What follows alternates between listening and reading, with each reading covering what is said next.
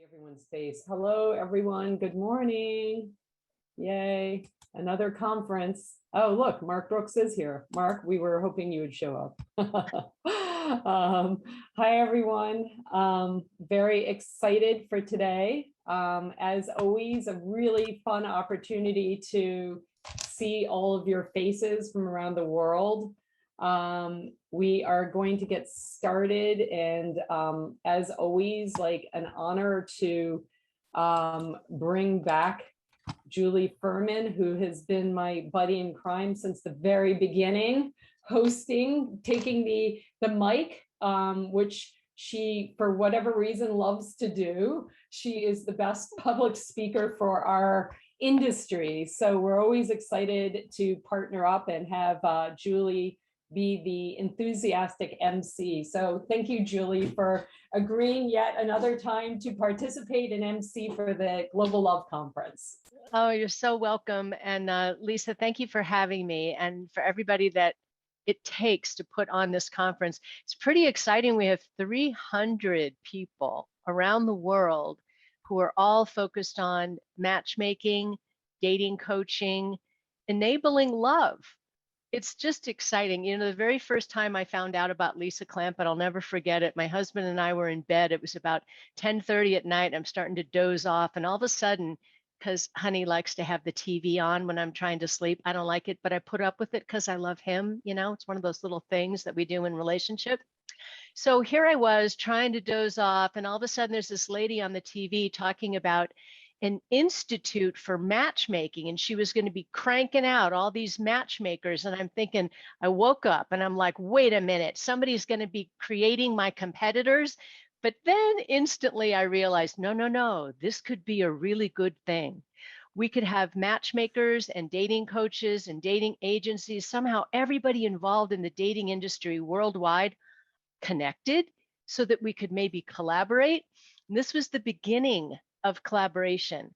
Lisa Clampitt began collaboration for our industry. So can everybody just like give Lisa one of these little woohoos? Because seriously, when I started in this industry in 1990, nobody shared. Everybody thought their people were the only good people and everybody else was subpar, you know? But little by little, it's kind of interesting. When I went to the Matchmaking Institute, now it's called the Global Love Institute, but at the beginning it was called the Matchmaking Institute. I remember feeling like finally there's something in the dating industry that's not just about getting that credit card out of that wallet. Those of you who know me, you know that I started as the consumer. First, I was desperately seeking love, doing everything wrong in my 20s, hired myself a dating coach before we had dating coaches, and found out all the things I was doing wrong in dating. It was a long list. And then we developed the action strategy, which was for me, personal ads. We didn't have the internet back then. And then also I went into a dating service, and the guy who talked me into spending $1,450 in 1990. Think about that. It's a lot of money. I was earning about $35,000 a year, working my fanny off in the hotel industry. The guy who took that money from me and talked me into joining, I later flirted with, asked out on a date, and Mr. Ferman and I have been together for 31 years. So the problem in the dating industry back then, from my perspective, is that it was all about taking the client's money, and there wasn't a lot of service. There was certainly no collaboration among industry experts. And so this all began. And thanks to Lisa Clampitt and people like Mark Brooks, you're going to hear from in a minute, and people like me and lots of you out there who have the spirit of service and collaboration and doing the very best job we can for our clients, we have this now, which is just truly phenomenal. So I want to thank you for being here. This conference is about collaboration. It's about serving our clients the best that we possibly can. Sometimes serving our clients best means we don't sign that client on personally, we refer it to somebody who's a better fit. This organization allows us to do that and to share revenue all along the way with the introductions that we collaborate on, and also with clients that we refer to somebody who might be a better fit, and then we get a revenue share on that. That's the kind of spirit of collaboration and service that this organization was founded on, and I'm really happy to be part of it. So it's interesting. I always ask myself, what does the dating industry need? Clearly, the dating industry needs coaching. I do believe that if we just sign people up for a matchmaking program and we don't provide any kind of opportunity to discover those blind spots, we're not really doing a very thorough job. So I love that this group of people tends to be focused on not only providing introductions, but serving those people well, helping our clients learn where their blind spots might be.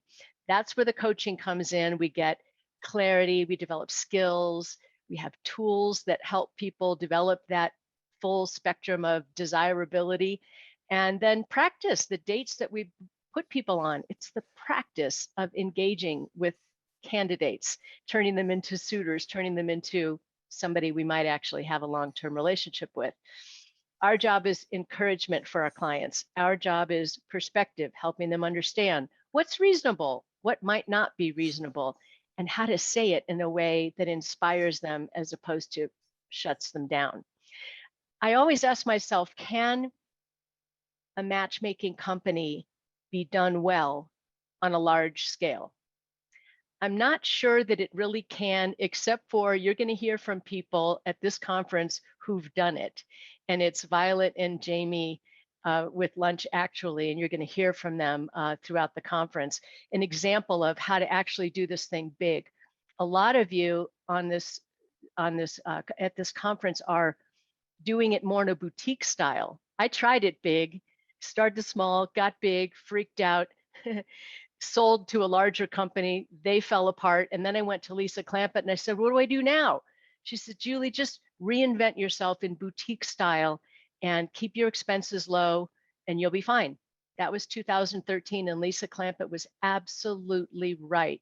I've not had to put a dime into my company since 2013. So pay attention, folks. This conference has everything you possibly need.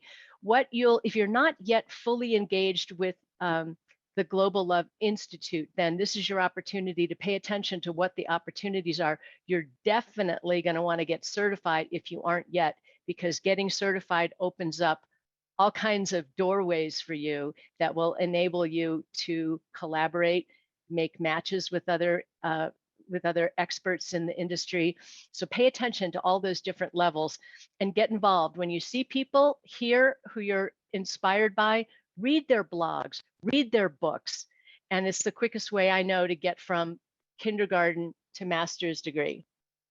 So let's see if I want to make sure you know exactly who Lisa Clampitt is, because she's unusual in this industry. She started as a master's in social work. So she's a social worker who got involved with matchmaking with her own company in 2001.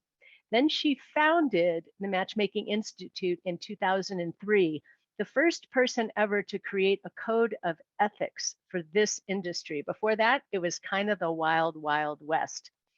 And there's a professional matchmakers network, workshops, conferences, peer support. That's what it's all about.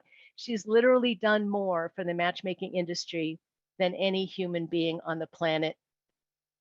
Deep bow to you, Lisa Clampitt, and thank you for everything you've done. Oh. Now, you can say you're welcome. Thank you so much. That's so sweet. We love you so much. I'm going to introduce to you our first speaker, who's always our first speaker. This guy, his name is Mark Brooks. He's knows more about the internet dating industry and the overall global industry of dating than any human being on the planet. And I've been to about every conference that there's ever been in the dating industry since 1990. And every matchmakers conference and every internet dating conference always starts with Mark Brooks. He's Harvard educated. Not only that, the London School of Economics. He's what we call the CEO of the dating industry. And he runs a consultancy called Cortland Brooks. He's been doing this for ages. So he's the go-to guy for what's happening globally in the internet dating industry and overall for the entire dating industry. Last year, he did something really interesting, and I'm going to be paying close attention to what happens with it. He bought a domain name that is awesome. It's matchmaker.com. Some of you remember that there was a company called matchmaker.com. It's been dormant for a long time. I used to love it, but I don't know why it fell apart. Mark knows why. He bought it and he's going to resurrect it. And I don't know exactly what he's going to be doing with it. Maybe we'll find out.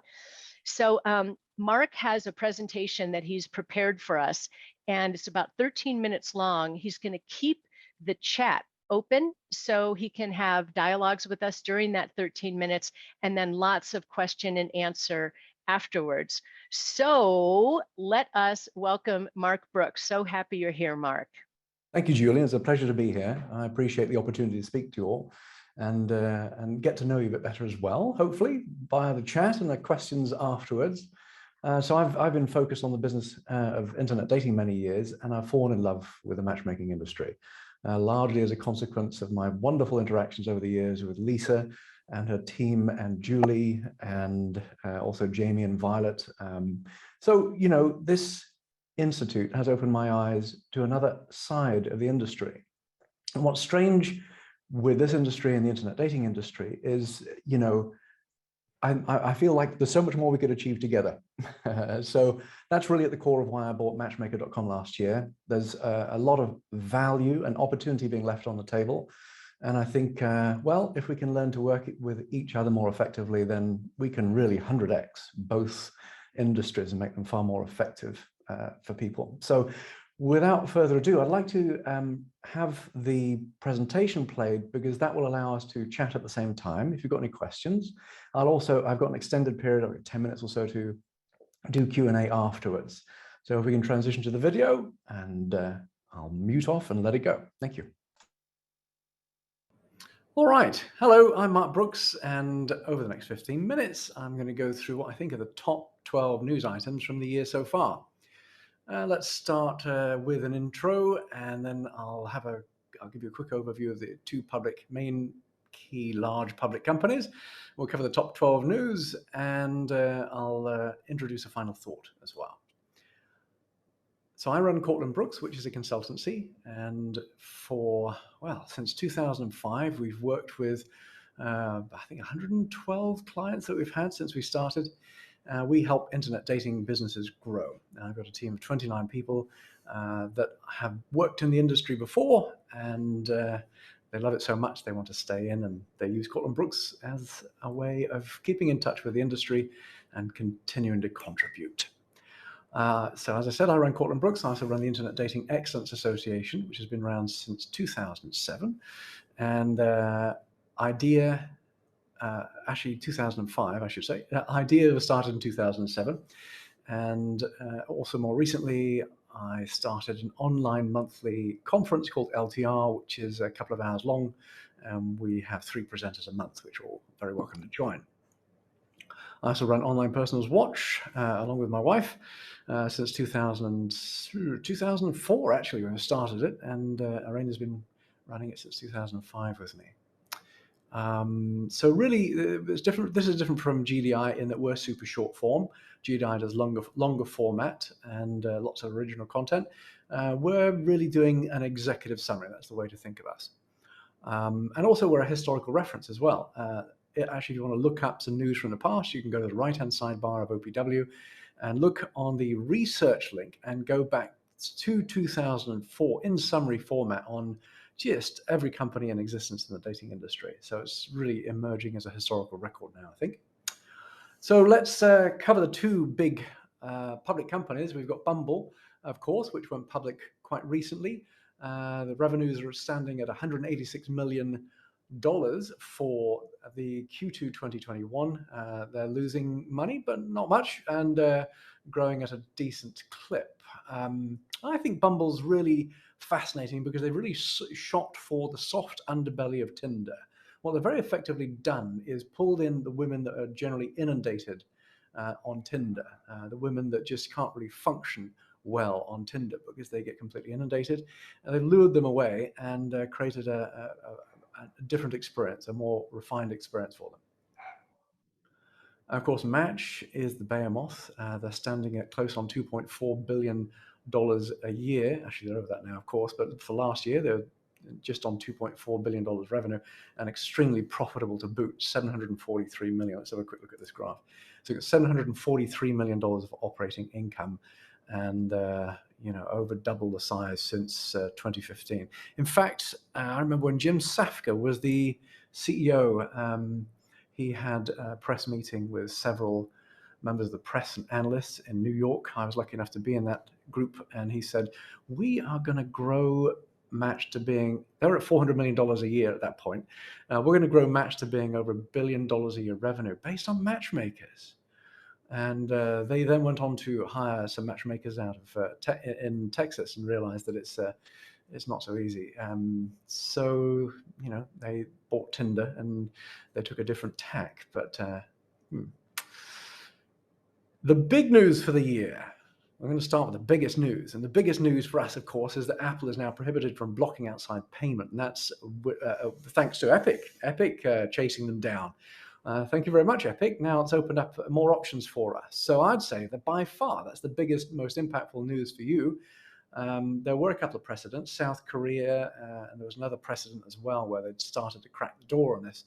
And yeah, I'm really amazed that they managed this. It's fantastic news for the industry. And I think what we'll see as a consequence of this is the fees should go lower in time, but there could be some impediments. Certainly, the question is, will Apple play ball? And of course, they have to skirmish on this. And I think they'll appeal. They've got to appeal. So hopefully we'll get to benefit from this soon, but we shall see. Bumble went public. Their shares were priced at 43 at the outset. Now they're trading around $55. And they're the second, you all know, the second highest grossing app. And I'd say the next biggest news is that Parship is preparing for an IPO in 2022. And let me just blow that up for you. The group bought the Meet Group for $467 million in the past. And what's interesting about this really is that there are two factions to the company. On the one side, they bought eHarmony, and they're matchmaking half of the company, and Parship is very much a matchmaking app. And on the other side of the house, they have the Meet Group, which is more video focused and really about social dating. It's just a very different idea, a different spin on dating. Tinder is going to make ID verification available worldwide. I think that's huge, because really authentication is absolutely key in this space. When you go on a date with someone, you expect them to be who they say they are online. And we do have a responsibility to make sure we are taking every possible path to ensuring that people have a good experience online. So I think authentication is key. Tinder is really setting the tone here. So that's going to be done with a voluntary verification by uploading a photo ID. I think this has been a long time coming and a great idea. And they're going to be testing this in different markets.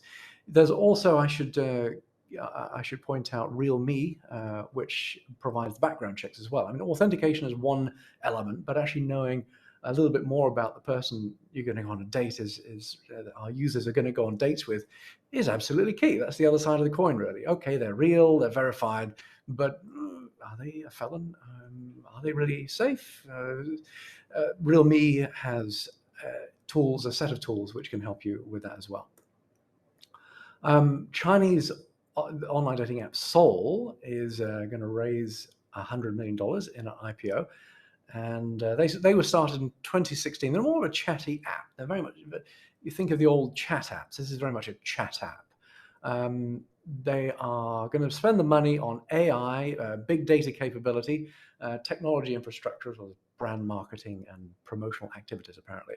They are making massive losses right now, I should note, but they made $77 million in 2020, really focused on growth, of course. The next biggest news, I think, is that app spending is predicted to reach $270 billion by 2025. The important thing for here is, in fact, let me just, I'm going to blow the graph up here for you, is things are growing at about a 20% clip. I think that's the interesting thing to pull away from these Sensor Tower numbers. And that's split across Google Play and App Store, of course, with most of the revenues coming from the App Store. Next biggest news, Match Group has acquired Hyperconnect, which is really interesting. They're based in Seoul, and their key brand is Azar, which is a video and audio chat app. So they're profitable, a couple $100 million revenue in 2020, which was up considerably from 2019. What's interesting to point out here is that Match Group are already doing video on Plenty of Fish. They're using VPAS by the Meat Group, by the way. And this is really a way for Match to hedge their bets, I think. They're definitely keen on video at this stage. It's core to the future, I think, and clearly they think as well. So they translate, there is an app, this app translates voice and video text, which is really interesting. Which reminds me of another app which is in the Match fold, which you might not have heard of, called Ablo. They were developed under True, and it's doing quite well. And they're also able to do this on the fly interpreting translation. So I think there's a couple of companies to watch. Yeah, and that transaction is closing. Well, it's closed now, but apparently. So the dating group also acquired Cupid Media for $51 million. I think this is a great fit for them. Cupid Media has 11 properties. They're really focused on kind of international, so they've got AsianDating.com, Muslimer, ThaiCupid.com. They're very internationally focused, as is Dating Group, because they also have Anastasia Date, of course, which is what I call premium international dating. They've got several million active users, that's Cupid Media, and this brings Dating Group's revenues up to $300 million. Who knows who will be the next to IPO, but with the Parship Meat Group setting a precedent soon, I wouldn't be surprised to see Dating Group going in a similar tack, and one to watch. Clover has $12 million extra capital, another one to watch. It's a $12 million vote of confidence, of course. They've got 900,000 paying subscribers, and they essentially bring two people together and suggest hotspots. So they're going one step further than most of us by suggesting places where the people can meet, users can meet. Another raise, $3.5 million, was raised by Snack. What's interesting here is Snack is run by Kim Kaplan, who's formerly of Plenty of Fish, long-term Plenty of Fish executive team member. And they're also doing video-first dating, and they're inspired by TikTok. So another one to watch here. Next news, the final news, number 12, is the company Tinder is testing virtual currency. So the company says tests are performing well. And that's going to roll out in H2 2021. So I think that'll be impactful for us. Keep an eye on Tinder. So my final thought for you is from a podcast from Sam Harris. It's Sam Harris's podcast number 259. It's a podcast called Making Sense, and called The Reckoning to Come. And then this edition, Balaji Srinivasan, who's the former CTO of Coinbase, set an idea down, which I thought was very pertinent to us. The technology is upstream of culture and politics, was his statement in that podcast, which is really intriguing. It's like, okay, culture and politics. Culture influences politics. I think it's pertinent to us because ultimately we are a technology. Dating apps are a technology. We're layering in more layers of technology to build our service offerings, and looking for, AI, I think, is going to be very important for us in the future. And as we develop this technology, the people who are developing this technology and their sets of biases are going to be key to how we shape culture and behavior in the future. The incentives that drive us will drive how we design this technology and release it. And that's going to shape culture, and it's going to shape behavior. So I think of all the industries in the world, I think outside of the health industry, I think there are a few industries, I can't think of anything really that has more social responsibility than the dating industry. We bring people together. We're responsible for the future genetic of the human race, essentially. No small task. So with that said, I'm Mark Brooks with Cortland Brooks. Thank you so much for your time, and please contact me if you'd like to have a chat. Thank you.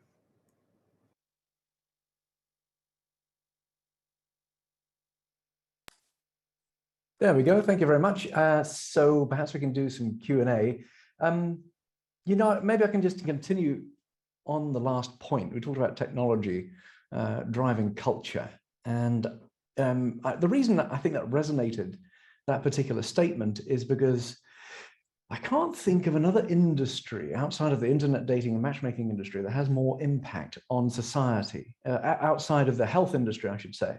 There's the health industry which impacts us all, but I think internet dating and matchmaking impacts us in a way that we're not really given enough credit for. I think we have within our auspices the future of the human genetic, if you think about it. I mean, the people we introduce to each other then go on to have families. And so that's quite a bit of responsibility. And so, also I think the way the technology evolves will also change the way people interact, their propensity to pair up, and the nature of their relationships even.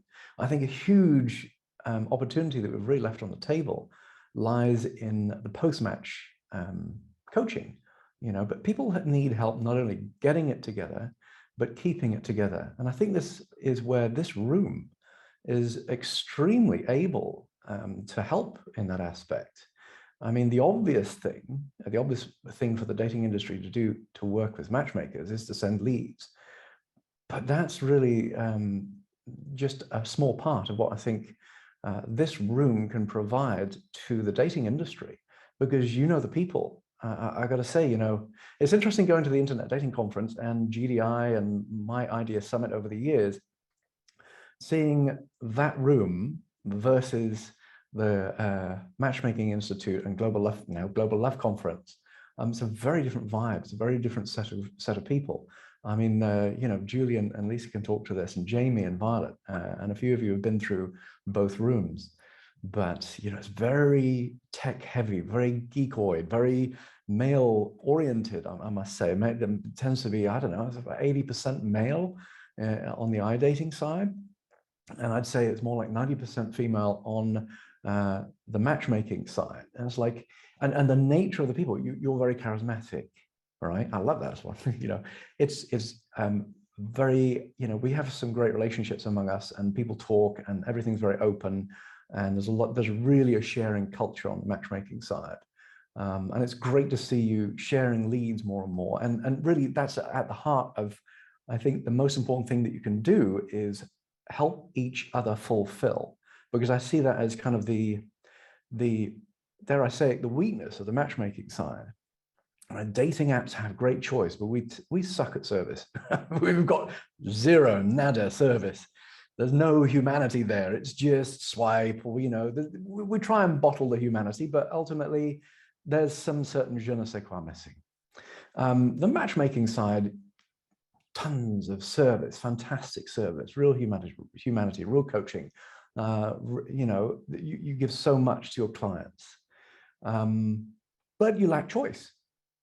And so I think that's where the opportunity is in what Lisa's doing, and the work we could be all doing more of is collaborating and helping each other fulfill. I see a huge opportunity there. The better we do, the more we are able to open up and collaborate.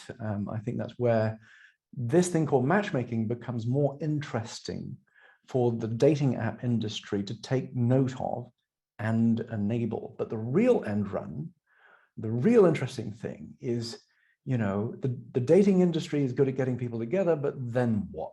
I mean, in the future, I think we need to get more from people, get more insight on their character, their behavior, so that then we can deliver help, because people will need more help in time. The changing nature of people because of the increasing use of mobile phones, we're not quite as social, and the way we are being social is changing. And I see nothing but more need for help when people get into relationships, when they come across problems, when they, I think there's a whole industry there which we've really not touched it yet. And I just think that the dating industry needs to help people more, but cannot. You can, but there needs to be a few things that happen first for the two industries to properly embrace. So that's what I'm here for. That's what we're here for. And I think that's where the biggest opportunity to 100x both industries, across the globe, Blaze. So, right, let's look at your questions, see if I can answer anything.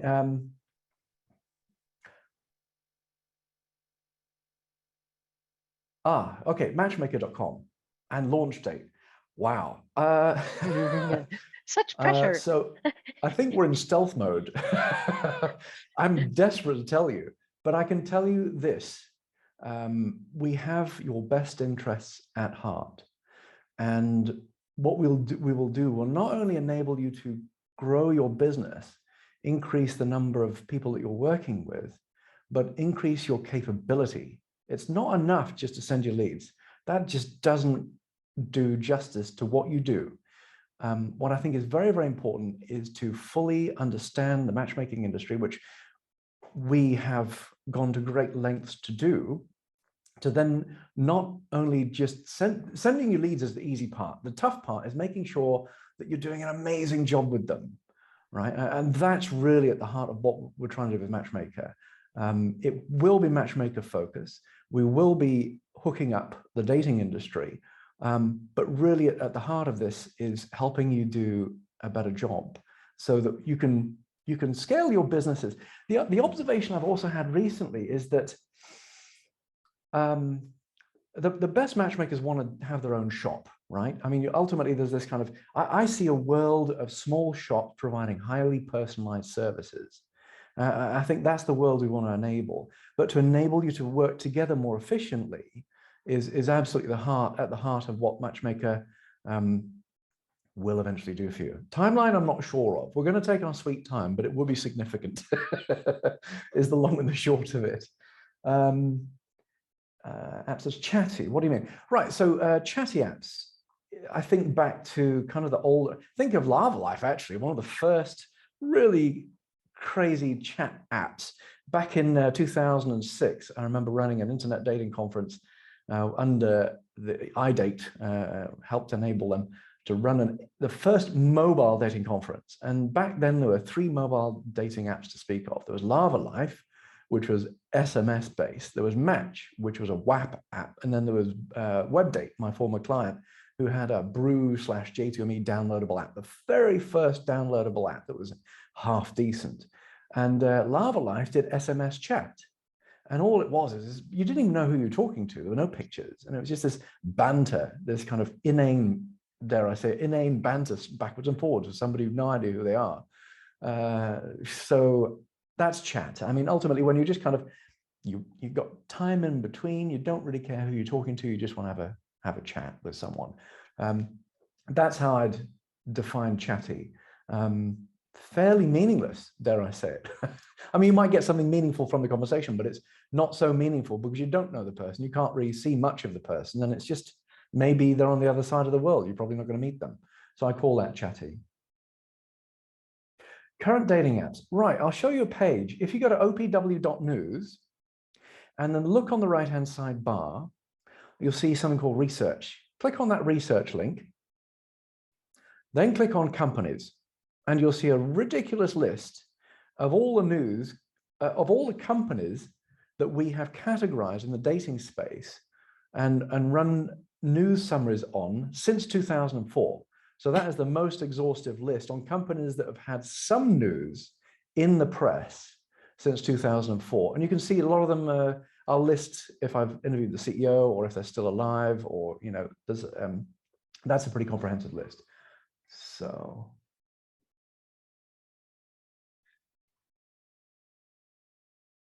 Right, no, you'll never get access to singles in the apps because of GDPR and CCPA. There's GDPR in Europe, and there's the evolving CCPA standard here, which is California's answer to GDPR and privacy. We can never, the dating apps will never be able to disclose, they won't be able to give you carte blanche access unless they have been designed to work with matchmakers and have that in their terms and conditions. Most don't, most won't go that way. And is it really in their interest anyway? It's very much in your interest, of course. It'd be great if you could recruit matches from that, but it has to be opt-in. So I see a kind of a standalone database evolving where you can pull from that database a master list of people who are currently single. But I don't think you'll ever see a dating app say, okay, not an existing dating app, say, okay, we're just going to give you access. I can't see that happening. But what I can see happening is them enabling you, I could see a central database building up the financial case has to be built to make it worthwhile for some second and third tiers to feed into a database. And then you can draw leads from that, but you can also draw matches from it. So there's a business to be made there. But we do have concerns that we've got key concerns over privacy to attend to. Oh, there's no membership free for IDEA. You can join. Just send me an email and we'll get you involved. But Global Love Institute is very much, it's for everybody. IDEA is mainly dating apps, but the definition is internet dating apps and matchmakers. And when I say matchmakers, I'm thinking online apps and real world matchmakers. So, I mean, really, we're all about feeding you the news and working in very tight collaboration with Global Love Institute. 5 minutes left. Time check. I'll leave you to it. Thank you very much. Yeah. Okay, great.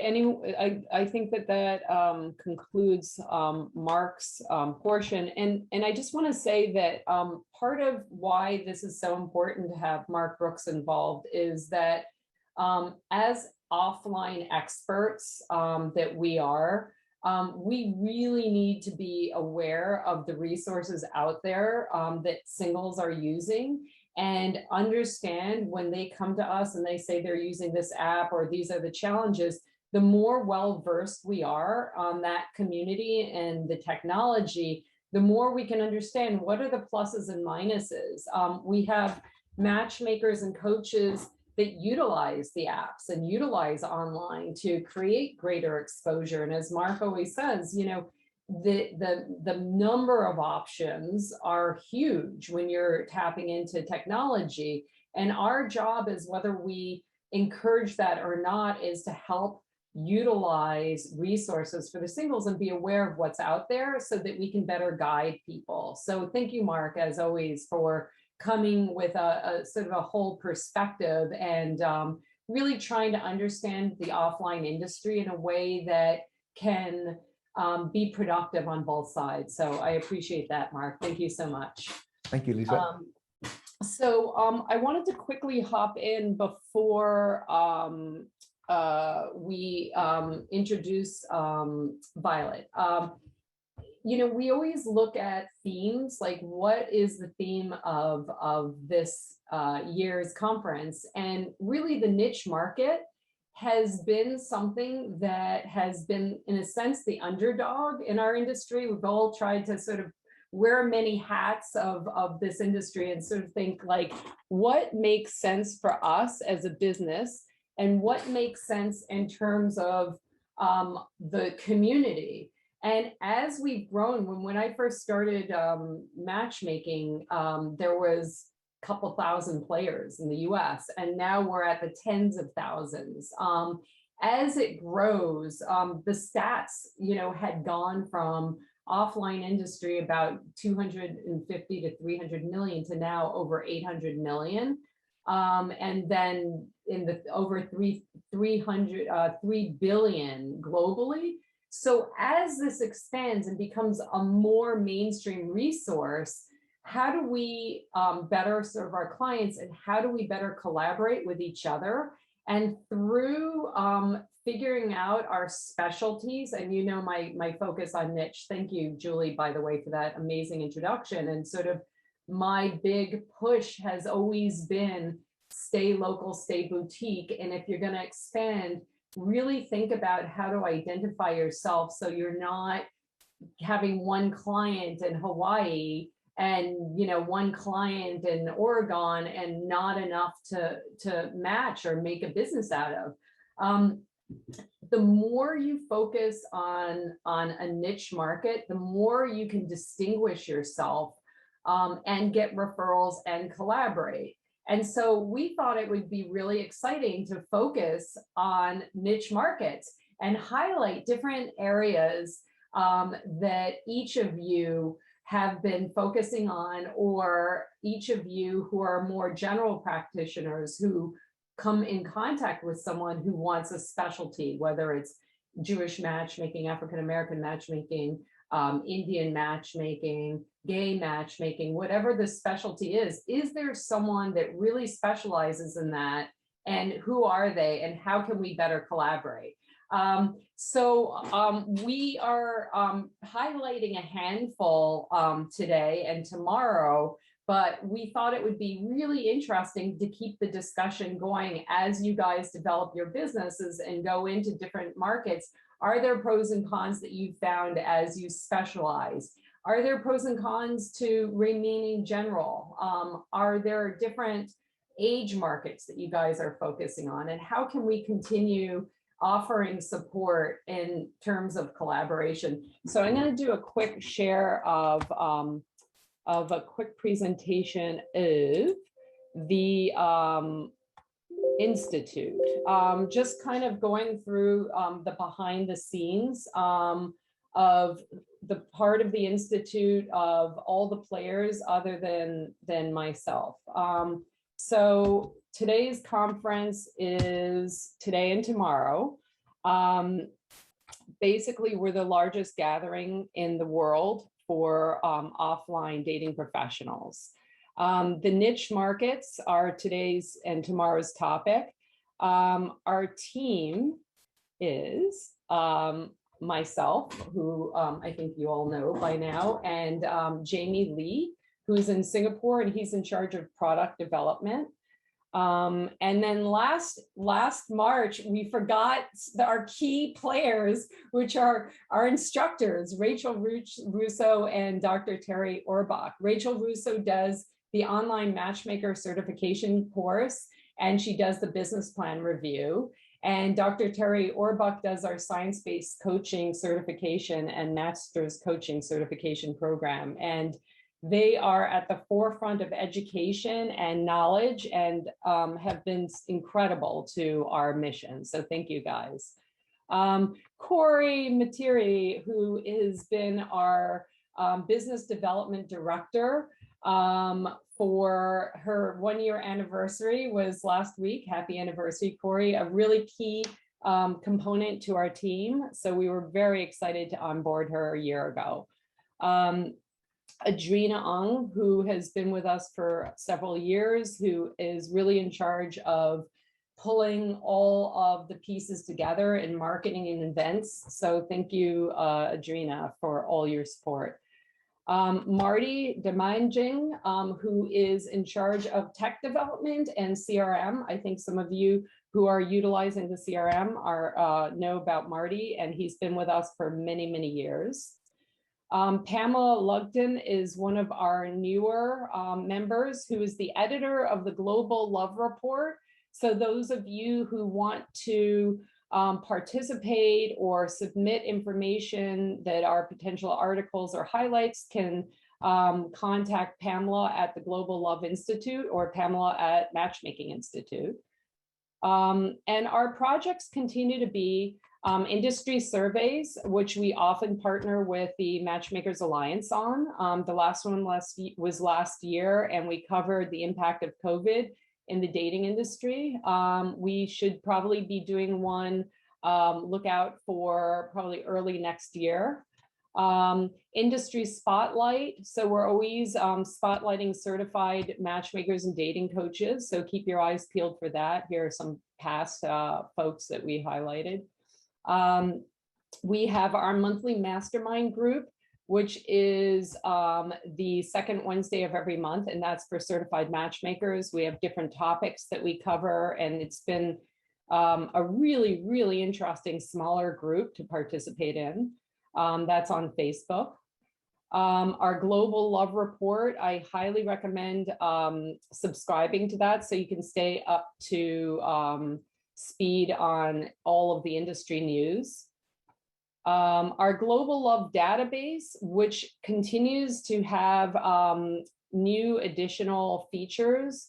So our most recent feature is the cross-match feature that we'll be launching within the next 2 weeks. Plus, we have a list of all other matchmakers that are utilizing the system. And if you're a certified matchmaker, you can go on there and see all the other matchmakers, both certified and not certified, that are there, which is helpful for collaboration.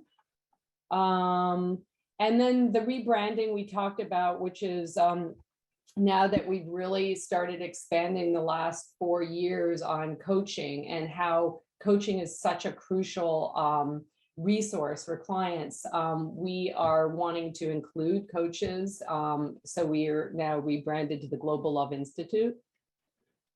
Here are some of our groups, which is the Facebook groups for the Professional Love Connectors, which is one of our largest groups. I think it has about 850 members. You have to get approved, but anyone could apply as long as you have a current business and that you're either a graduate or you're a professional love professional, like either a matchmaker or a coach.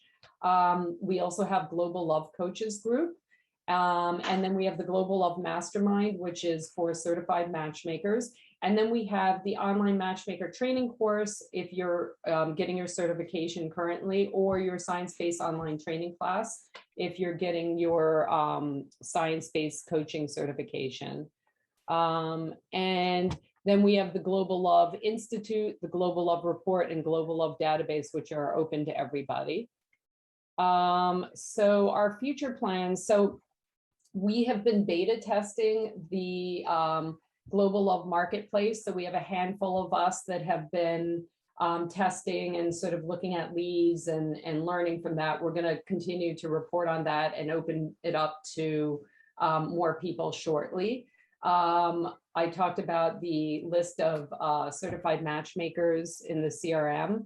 And then we're going to be doing demos for our cross-match feature shortly. And then we always have ongoing free webinars. So our next conference will be in March. So we're still looking at numbers to determine whether we are going to try and have an in-person or not in New York City. We'll be announcing that probably mid-November. What our plan is, and likely we might have a crossbreed where we have virtual and in person if people feel comfortable doing that. So that is my presentation of just kind of behind the scenes. I think it's really important to stay connected and figure out resources to be able to collaborate and have people know who you are, so that folks know if you are someone that makes sense for them to collaborate with. And then also just staying on top of all of the resources we provide.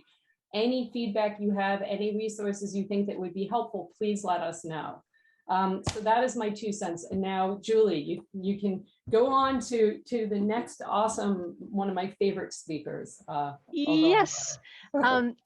In case anybody feels overwhelmed because there's so much available through Lisa's organization, just know that you just learn a little bit at a time. First important thing is, if you're not certified yet, do that part. And little by little, you'll get familiar with all of the different divisions of the company. Lots of offerings, nothing that was available 20 years ago. Now, I'm so excited to introduce to you Violet Lim. I mentioned to you earlier that I always have this question in my mind: can dating and matchmaking and dating coaching be done well on a global scale, on a large scale? I always thought the answer was no, until I saw what Violet and Jamie have done together. Violet Lim was in Singapore, and she saw a business opportunity. She saw all these Asian people, they're busy, they're professionals, and all their life was revolving around the boardroom. And then she observed her family and friends and colleagues, and all these people were complaining about having little time for love because of their schedules. So in 2004, with the man who was then her fiance, now her husband, Jamie Lee, they created Lunch Actually. So it's Asia's biggest premier lunch dating company. They have offices in, get this, Singapore, Hong Kong, Kuala Lumpur, Jakarta, Bangkok, and it's the largest lunch dating membership base in the world. So together they founded eSync and they founded Lunch Click. They'll be telling you more about that. That's about filling the gap in the market for trusted online and offline dating service platforms. There's something called, I love this, it's Lunch Actually Academy. This is the service element that I love.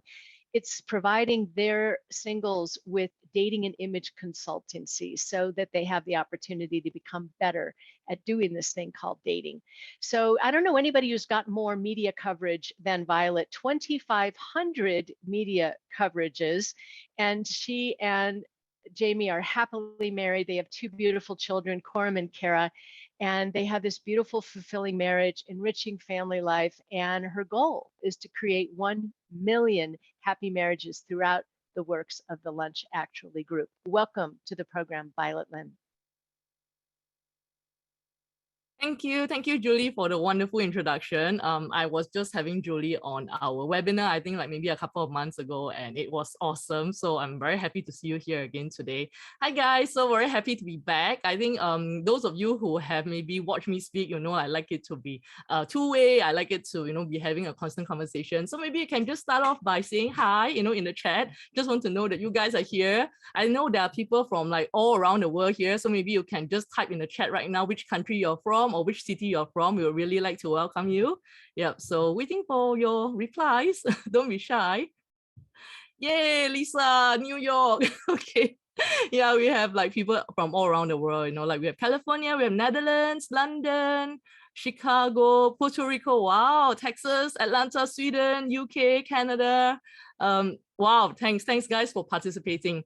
Because for me, it's actually 10:52 p.m. Unlike maybe for most of you, you're in the morning. I'm actually more of a morning person. My husband, Jamie, is the night person. So please, you know, like engage with me so I don't fall asleep, okay? Yeah, so I see the answers are still coming in from London, from Valencia, from New Orleans. Hi guys, thank you so much for participating. Okay, I'm going to get started. I'm just given 20 minutes this time. I'm going to do my very best to share as much as I can in this 20 minutes. But of course, as I go along, you know, do feel free to put your questions in the chat. And, you know, if I can, I will just grab some of that and just incorporate into my sharing as well. Okay, so how do you guys feel? You're good to start? Type yes in the chat right now. Yes, yes, yes, yes, yes. Awesome. Okay, I'm going to share. Hopefully, like it all works out because sometimes, you know, like our IT will just fail us. Okay, do you see my screen? Yeah, say yes. we see it. You see it? Yeah. Oh, and then I'm like just clicking the wrong button. Instead of pressing present, I'm pressing share. Okay, so it's loading right now. Just give me a moment. Is it still loading? Yeah, I think it's probably still loading, right? Jamie, do you see my screen? It's loading. Okay, sorry about that. Like it's just taking a bit too long to load. But I have Ricardo on standby. Thanks, Ricardo, who said that he will share my screen for me if I'm not able to share it. Okay, so maybe while the screen is loading, you guys can let me know how long have you been in the business? Like let me know right now in the chat. How many years have you been in the business? Wow, yes, Maria, 13, 12, 22, 16, 23, 10. Wow, okay, so many of you guys have been in the business much longer than me. Like, I mean, like, so honored to be here to be sharing with you. So we have 2, 4, 10, 3. Not to worry, I think, you know, we are in... Yeah, it's still loading, I think.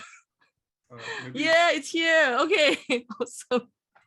Okay, so finally it works. I'm going to click next slide.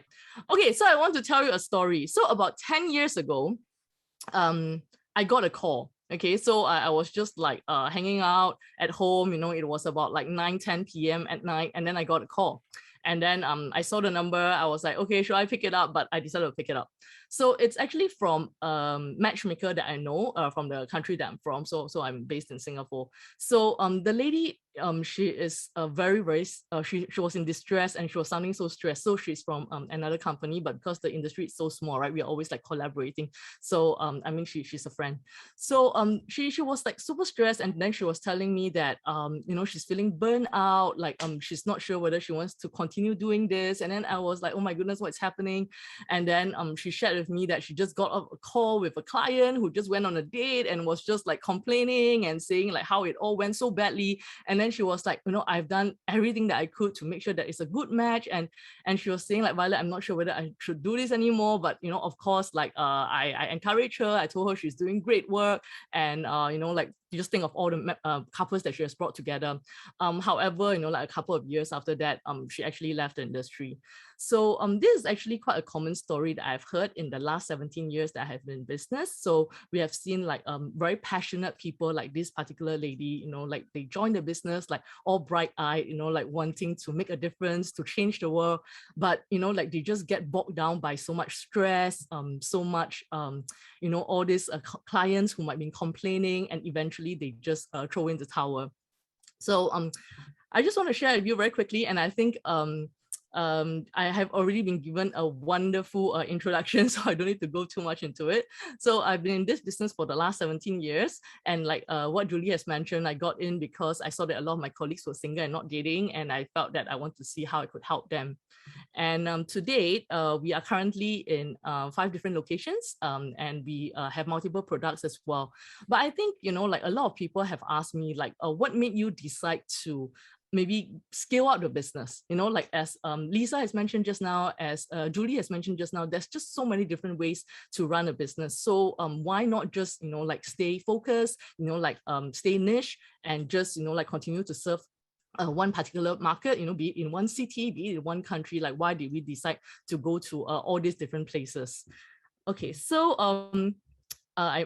just now she has mentioned as well, our B hack is 1 million happy marriages. So I think this very much explains the why. The why is because I wanted to really make a difference to like a lot of people. I really wanted to reach out and like create 1 million happy marriages. And I know that if I'm going to stay on just in Singapore, I think those of you who has been to Singapore, maybe you can say yes in the chat. So if you have been to Singapore, you know that it's a really, really tiny island. So just to explain how small it is, it's just 45 minutes drive from one end of the island to the other end of the island. Yeah, it is that small. So yeah, so quite a number of you have said yes, you have been to Singapore. So that's the challenge, right? I think if we are just going to stay put just in Singapore, I feel that, we are building all this great tech, we are doing so much, we are creating so much systems. I just really want to, like bring it all around the world, like just to serve more people in the hope of helping more singles out there. And that's our big, hairy, audacious goal. Yeah, 1 million happy marriages. Okay, so I think, like before you even go into the idea of scaling up a business, I think the first question that we really need to ask ourselves is like, what do we really want? And there's no right or wrong answer. And I think, like it's really different things for different people. So maybe looking at the 4 options up here, you can share with us in the chat, like what do you really want? Like, do you think, like actually you really enjoy like the business as it is right now, like it's like maybe a one-man show, you have someone who like helps you and, you're quite happy with that size? Or are you looking to maybe grow the business to, okay, in case you're wondering what SME stands for, so it's small medium enterprise. I'm not sure what is the equivalent word that you use like in US or even in Europe, but in Singapore, like they tend to say like SME, small medium enterprise. So maybe a company, a business which is like maybe 3 to 5 team members, or like maybe a business which is about 10 plus team members, or maybe even a business which is like 50 team members. So where do you see yourself? So I see some of you who are sharing your answers here. Thank you so much. We have Elena who say me and a team of conscious people who are not needed to be controlled all the time. Antoinette, I hope I pronounced your name right, say 3 to 5 or maybe 10 plus.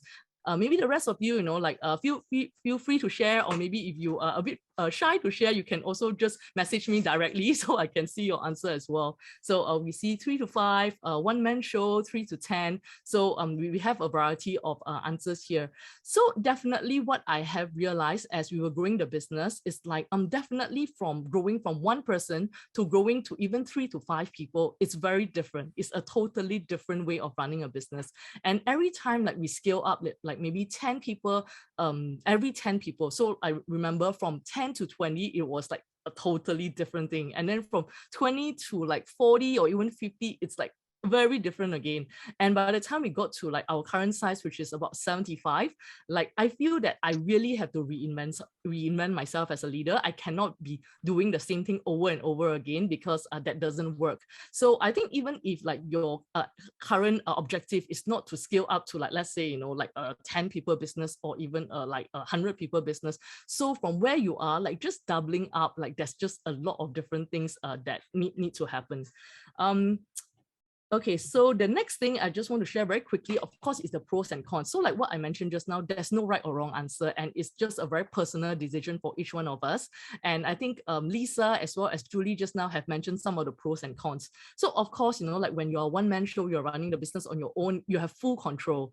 Like you have full control on like what you want to charge, what you want to be doing, how you want to serve the clients, and the quality control as well. So I think maybe one of the things that Julie talked about is like, can this business be scaled up? I think one of the challenge is really, how do you make sure that your level of expectation of your level of service, how do you continue to like have that when you scale up the business, right? So of course, with a one-man show or a one-person show, it's like you have full control of that, because you are the person serving the clients, so you can make sure that it's always like consistently like super and good.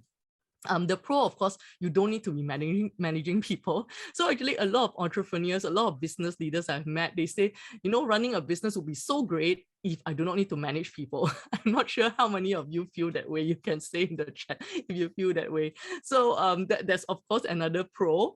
And I think this was also mentioned by Julie just now. When you're running by yourself, the costs are much lower. And of course, when the costs are much lower, you have higher margins as well.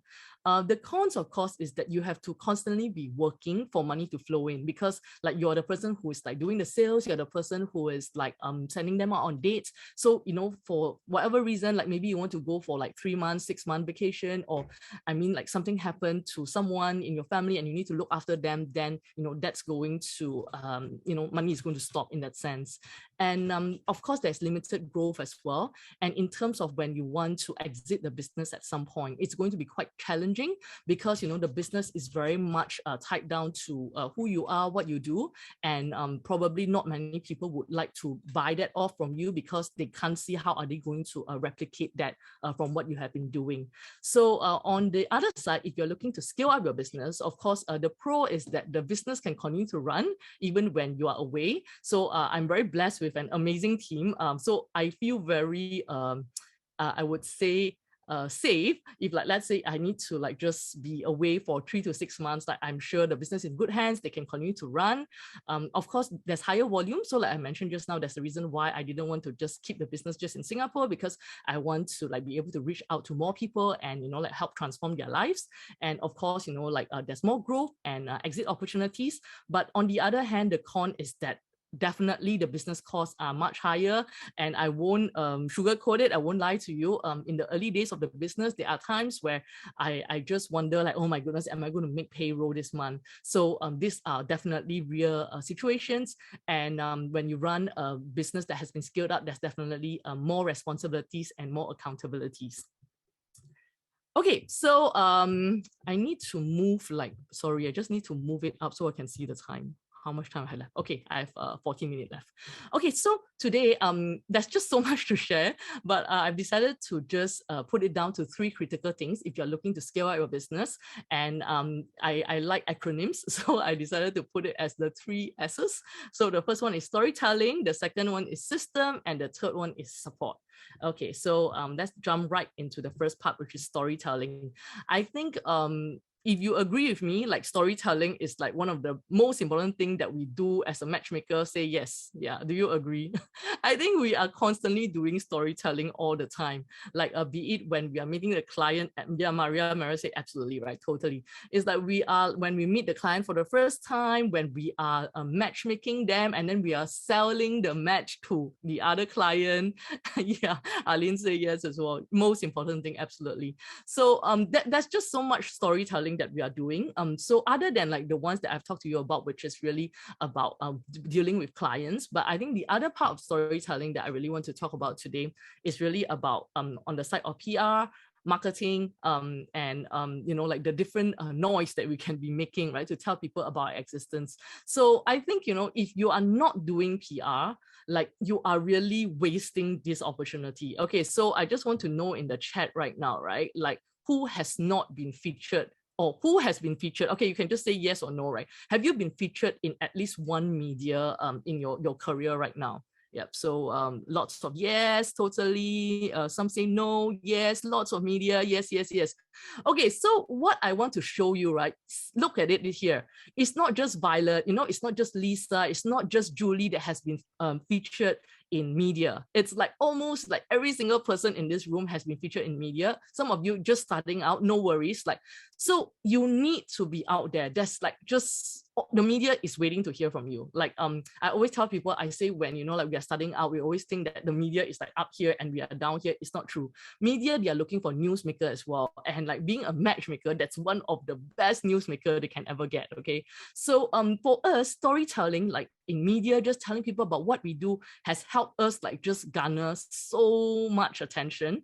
And you know, like stated on these slides here, like to date, 2/3 of our PR results are from planned campaigns, but the rest of it are from unplanned campaigns. So what I'm just saying to you is like, don't just wait for the media to come knocking on your door.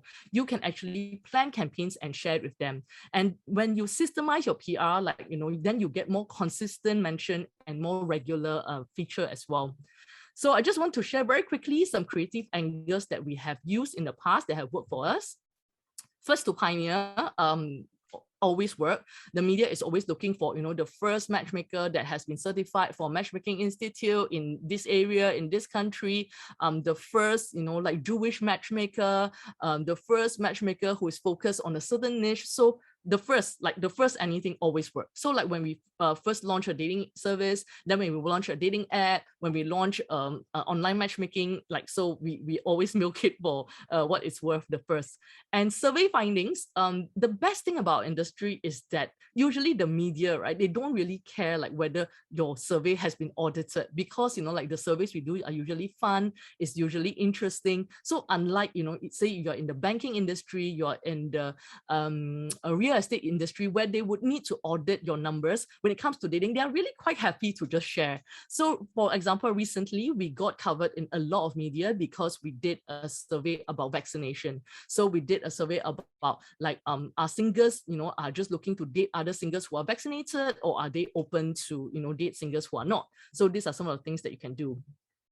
Celebrity factor. So we look at what are some of the cities or countries where celebrity is a big thing, and then we capitalize on that. So when we launch in the Hong Kong market, we work with a celebrity, and it has worked out very, very well for us.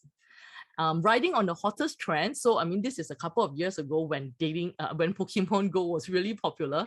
So we really jumped onto that, and we created dating events surrounding Pokemon Go. So basically getting singles together and for them to just like hunt for Pokemons together. So we got featured on like radio shows, on TV shows, on news. So, you know, whenever that it's like a big trend, like always see how you can capitalize on that. Be a content creator. So I actually go on a radio show consistently now. I've done like magazines, I've done like newspapers as well. So same thing, like they are always looking for content. So it's really up to you to see how you can just drive that and just provide content that will be interesting for them.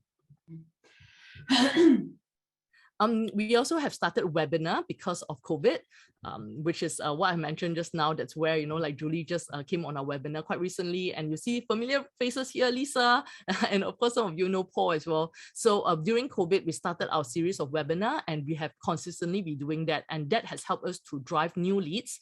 And this is also another way for clients who have inquired, but then they are not so sure of whether this is the right platform for them. But when they come onto the webinar, they meet me, they meet our consultants, they meet our coaches that help put a face to it. They see that we are providing value, and that also help with the conversion of our sales as well. More webinars. So we interview celebrities. So Belinda Lee here, she's a celebrity here in Singapore, and we also managed to get Dawoon, who is one of the co-founders of Coffee Meets Bagel, onto our webinar as well. And yep. Another thing that we also went into was live streaming. So like I mentioned, we always just capitalize on what is an interesting trend. So we thought like people are doing live streaming to sell things. Why don't we do live streaming to sort of like not really sell singers, but just promote the singers and then sort of do a matchmaking show with Lazada. So Lazada, it's like e-commerce platform here in Singapore. So that actually did very well because again, it's the first of its kind. So we got like a lot of media with that. So these are some of the media that we were actually covered in because of this particular live streaming. And most recently, who has watched this Squid Game? Yeah, say yes in the chat if you have. So of course, you know, like I say, we always leverage on the biggest trend out there. And like when Squid Game came out, it's like everybody's talking about Squid Game. So we did different things. One of it is like we say, what character, you know, in Squid Game, what have they taught us about love? And then we even did like a whole Tinder sort of approach, you know, like, so we put all the different characters and say, you know, if they are in Tinder, would you swipe right or left? So that was really fun and increased engagement for our Instagram story. And, you know, like the last one, I personally really like it. I thought that was really creative, where he was falling down, losing hope for love. But then, you know, like Ali, who's pulling him out, is like lunch actually. So there's just so many different ways that you can play on this. And I mean, I encourage you to just do it for your IGs or Facebook as well. It's not too late. You know, people are still talking about Squid Game. Okay, so the second thing is systems. I'm very sorry, I'm going to be rushing through most of it right now because I see that I have only 5 minutes left, but I will do my best to do this justice. Okay, so the next thing is really systems because, you know, like other than storytelling, you want to get all these great leads coming in, right? You need to make sure that you're able to support these leads and bring it through the system to make sure you have sales, to make sure that you are actually working out these dates. Okay, so first and foremost, CRM. CRM stands for Customer Relationship Management System. Very, very important. So we built our own CRM, but there are actually different CRMs out there right now that are for matchmakers. So I mean, under Matchmaking Institute, under Global Love Institute, we do have our own CRM, so you can check that out as well.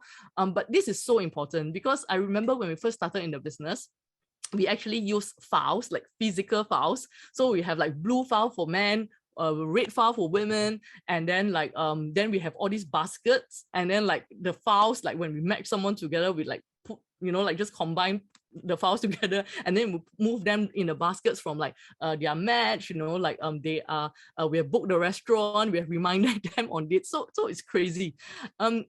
It works when you only have like maybe like 50 clients, but that's about it. And after that, that was the reason why we created our CRM.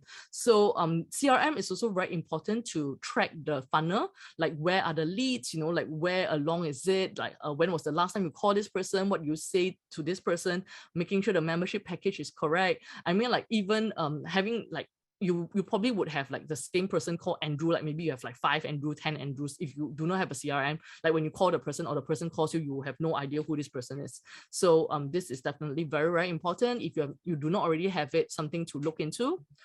The next thing is sales management, which is a big thing.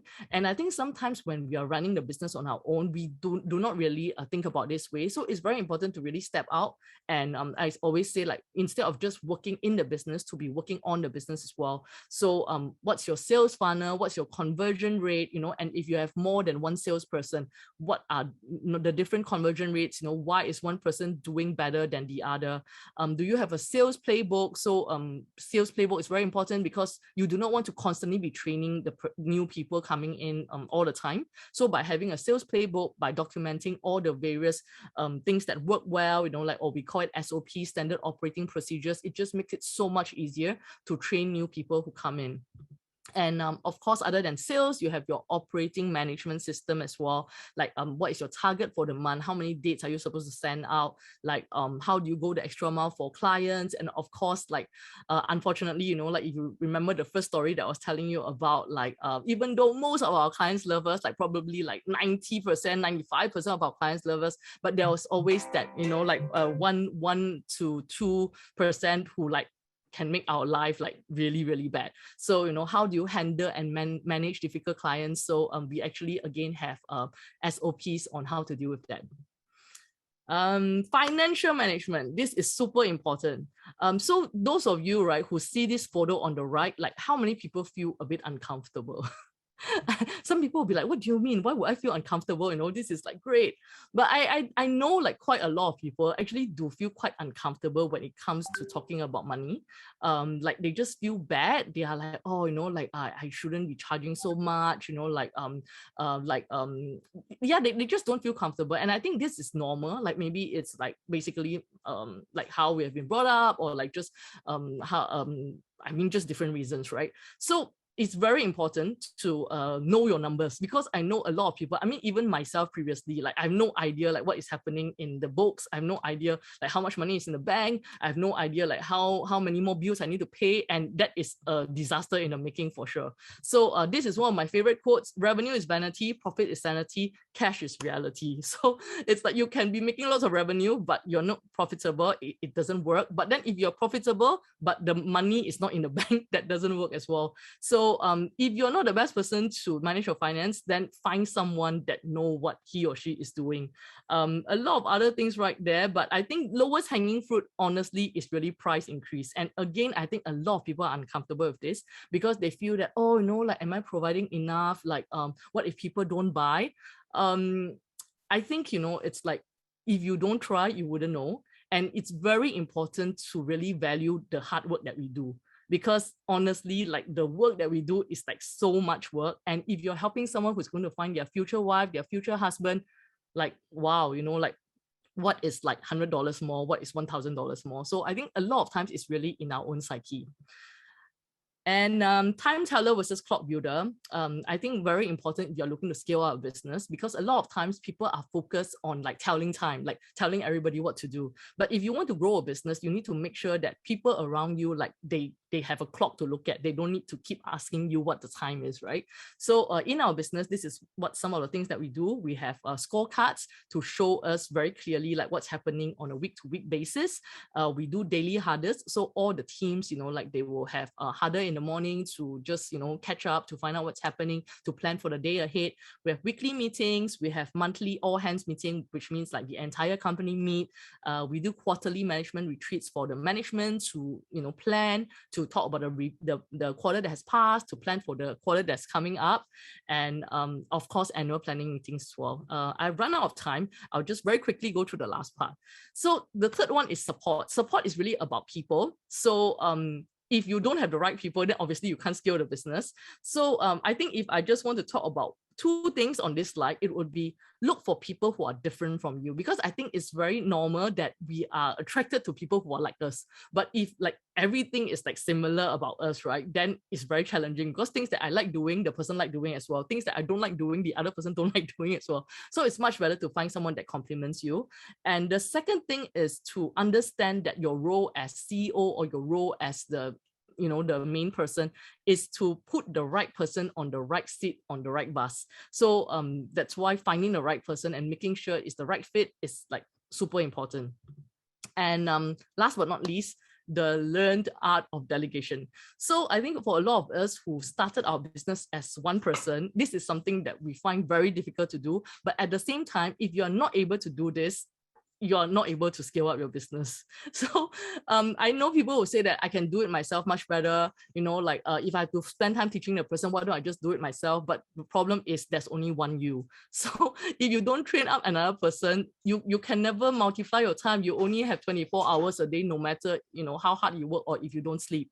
And I think, you know, like one of the best advice that I have been given is that if you do not have an assistant, then you are the assistant. So there's a lot of options out there, like virtual assistants is definitely one of it. So in summary, the three S's, storytelling, system, and support. And I'm very sorry I have to rush through all of this, but if you want to know more, I'd love to like engage with you through this course that I'm running. You can reach out to Corey if you would like to know more. And that's the end. I knew it. So Julie, I'm not sure whether I still have time for questions and answers, because I think I have run over time. Lisa, what would you say about that? I think your information is so important, Violet, that I don't mind if we take a couple questions. Are there burning questions? It's an incredible presentation as always, Violet. And Violet is probably one of the best resources because not only is she a global leader, but her vision is from boutique to growth, depending on your goals and your strengths. So it's just such a gift, Violet. You're such an inspiration in terms of how you're able to break it down as well. So thank you very much. Is there any burning question that would be helpful for Violet before we go to the next presenter? Let's see, we needed to double Violet's time. I think that's what someone said, yes. One question I see one. I'll just try and answer that really quickly. Perfect. Do you have a team that works specifically on your campaign? Right now, we do have an in-house team, but when we were starting out, we actually work with external PR companies. I know a lot of times, like we feel very difficult to spend. But once we spend on a PR company, that was like the best money that we spend, because when you spend on like a marketing campaign, it's like you saying you are good. But when you are working with PR, it's like someone else saying you are good. So that just works much better, I feel.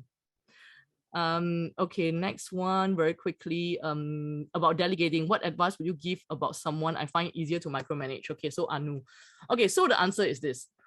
When we do it ourselves, like definitely we can do it at 80% or even 90%. And when you train someone else to do it, chances are maybe you think that they can only do it at 30 to 40%. But if you choose the right person and you have the right training, eventually this person will be able to do it at 60% or 70%.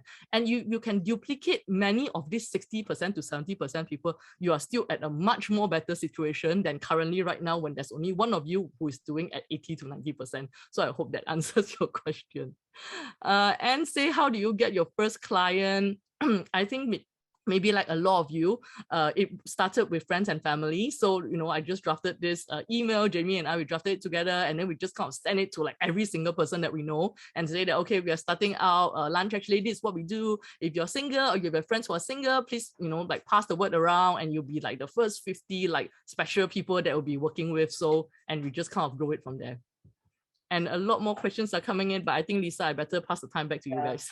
All right, thank you so much, Violet. Amazing information. And those of you who would like to work with Violet individually, contact Corey. I mean, what an incredible gift of, when we learn from people who have done every possible direction in business and have been really successful, we can cut our learning curve by years and save our businesses. And that's sort of, the whole reason that we created the Institute is you could create a business, make the same mistakes we've all made in the beginning, or learn how to avoid the mistakes, how to grow your business. So it's an investment we're huge believers, obviously, in education and mentorship. So thank you, Violet, for sharing. And, we're so appreciative for people who get involved to share their experience to help us grow our businesses. So, so thank you. So the next speaker I'd like to personally introduce, Dr. Terri Orbuch is our instructor in our science-based coaching program. And I would like to say, the Institute is obviously a global organization that has access to experts around the world. Like, why did we choose Dr. Terri? Why did we choose the science-based coaching program? And those of you who know, I've been a licensed master of social work for over 30 years, and I read every book, and I have been working with people over the years, but I still, when I want the answer based on research, fact, and science, call Terri. And so I think the danger of our kind of our industry and sort of the relationship industry is a lot of times the supposed experts go based on their experience and their judgment and their feeling of what they think the answers are. And what I find is that can be incredibly dangerous. We are guiding people. It's our responsibility as love professionals to have the correct answers to best guide our clients to success. And when you're looking at an academic with many, many years of research that has the actual answers, not just the gut feeling, not just an inclination, not just based on your clients, Dr. Terri Orbuch has been the longest funded National Institute of Health project, following 373 couples for over 30 years, which means she actually has the data and the research based on the scientific answers of like, what makes a healthy relationship? What do you need to do for better success? So I thought that it would be really, really interesting. We came together as a group and we're like, how do we put this into practice? How do we kind of talk about what the impact of having these tools are? So we decided to put together a cool panel of 3 people who took Terri's course and sort of talked about what the effect is of having tools that are research and science based. So that's what we're doing today. And always, I mean, I'm telling you, we had a little conversation last week, and I feel like we all have like Dr. Terri on speed dial, like, what is the answer? I have my theory, am I right? So Dr. Terri, thank you so much, as always, for being such an incredible resource for the Institute and for the world. Oh, thank you, Lisa, for that really sweet, wonderful, kind introduction. I appreciate it so much. And it's an honor to be here today. And I have so enjoyed my last 3 years with the Global Love Institute, the Matchmaking Institute, and all of the people connected. It's been wonderful, and you're wonderful to learn and work with. I am going to share my screen. Hopefully I can do that. Let's see, hold on. Here it comes. Hold on. Can everyone see my screen now? Yes? Yes. Thumbs up. Good. Thank you. First of all, as a side note, I really saw so many people that I recognize at this conference on their screens. And I've met you either at a face-to-face conference, or you've taken my science-based coaching certification course. And I just have to give a big virtual hug out to all of you. I would love to do it in person, but here's a big virtual hug. So today, what I'm going to do is talk briefly about how science can help you as coaches and as matchmakers. And then I will host a panel with 3 awesome coaches who are all certified as science-based dating and relationship coaches. So thank you. So everyone, all of you, have an answer to what makes a relationship happy and successful. And so I know if I asked each and every one of you, you would come up with your best answer, the number 1 factor that leads to a happy and successful relationship. So just take a moment, a second, perhaps, and think about your answer. You can put it in the chat. I love what Violet did. So put it in the chat. What is your number 1 answer to what makes a happy and successful relationship? And think about it as you go forward, or as I go forward in this presentation. So put it in the chat. I actually can't see the chat for some reason, but put it in the chat. And ooh, I've got some sun coming in. Do you see that? That's amazing. So for some of you, your answer to what makes a happy relationship is based on common sense. And common sense is information that's passed down from generation to generation, from your families, your friends, books, the media, social media. For others of you, your answer to what makes a happy and successful relationship is based on intuition, or that gut level feeling about what's right. So your instincts tell you what is right about happy relationships. Still, others of you have based your answer on your personal experiences. So what's worked for you and what hasn't worked for you. And that's what you share with your clients. And that's why you have the answer that you do in the chat. And finally, others of you have based your answers on what is popular out there in the literature. For example, The 5 Love Languages by Gary Chapman has been the most popular book on Amazon for decades now, but recognize that Gary Chapman's book and love languages are not based on science, but instead on his pastoral experiences and clients. So I know all of you are great matchmakers, wonderful date and relationship coaches. You are all superstars, right? I know that. But how do you take your skills and your expertise and your clients to the next level? How do you do that? The answer is by focusing and using the science of love and relationships, because science is full of evidence-based facts and research. And science takes all of your common sense notions, your instincts, that gut level feeling, your personal experiences, and what's popular, and tests those assumptions. And in fact, it then tells you whether or not your assumptions, your answers, your advice is true or not based on facts. So by learning and using science, you can take your business and your clients to the next level.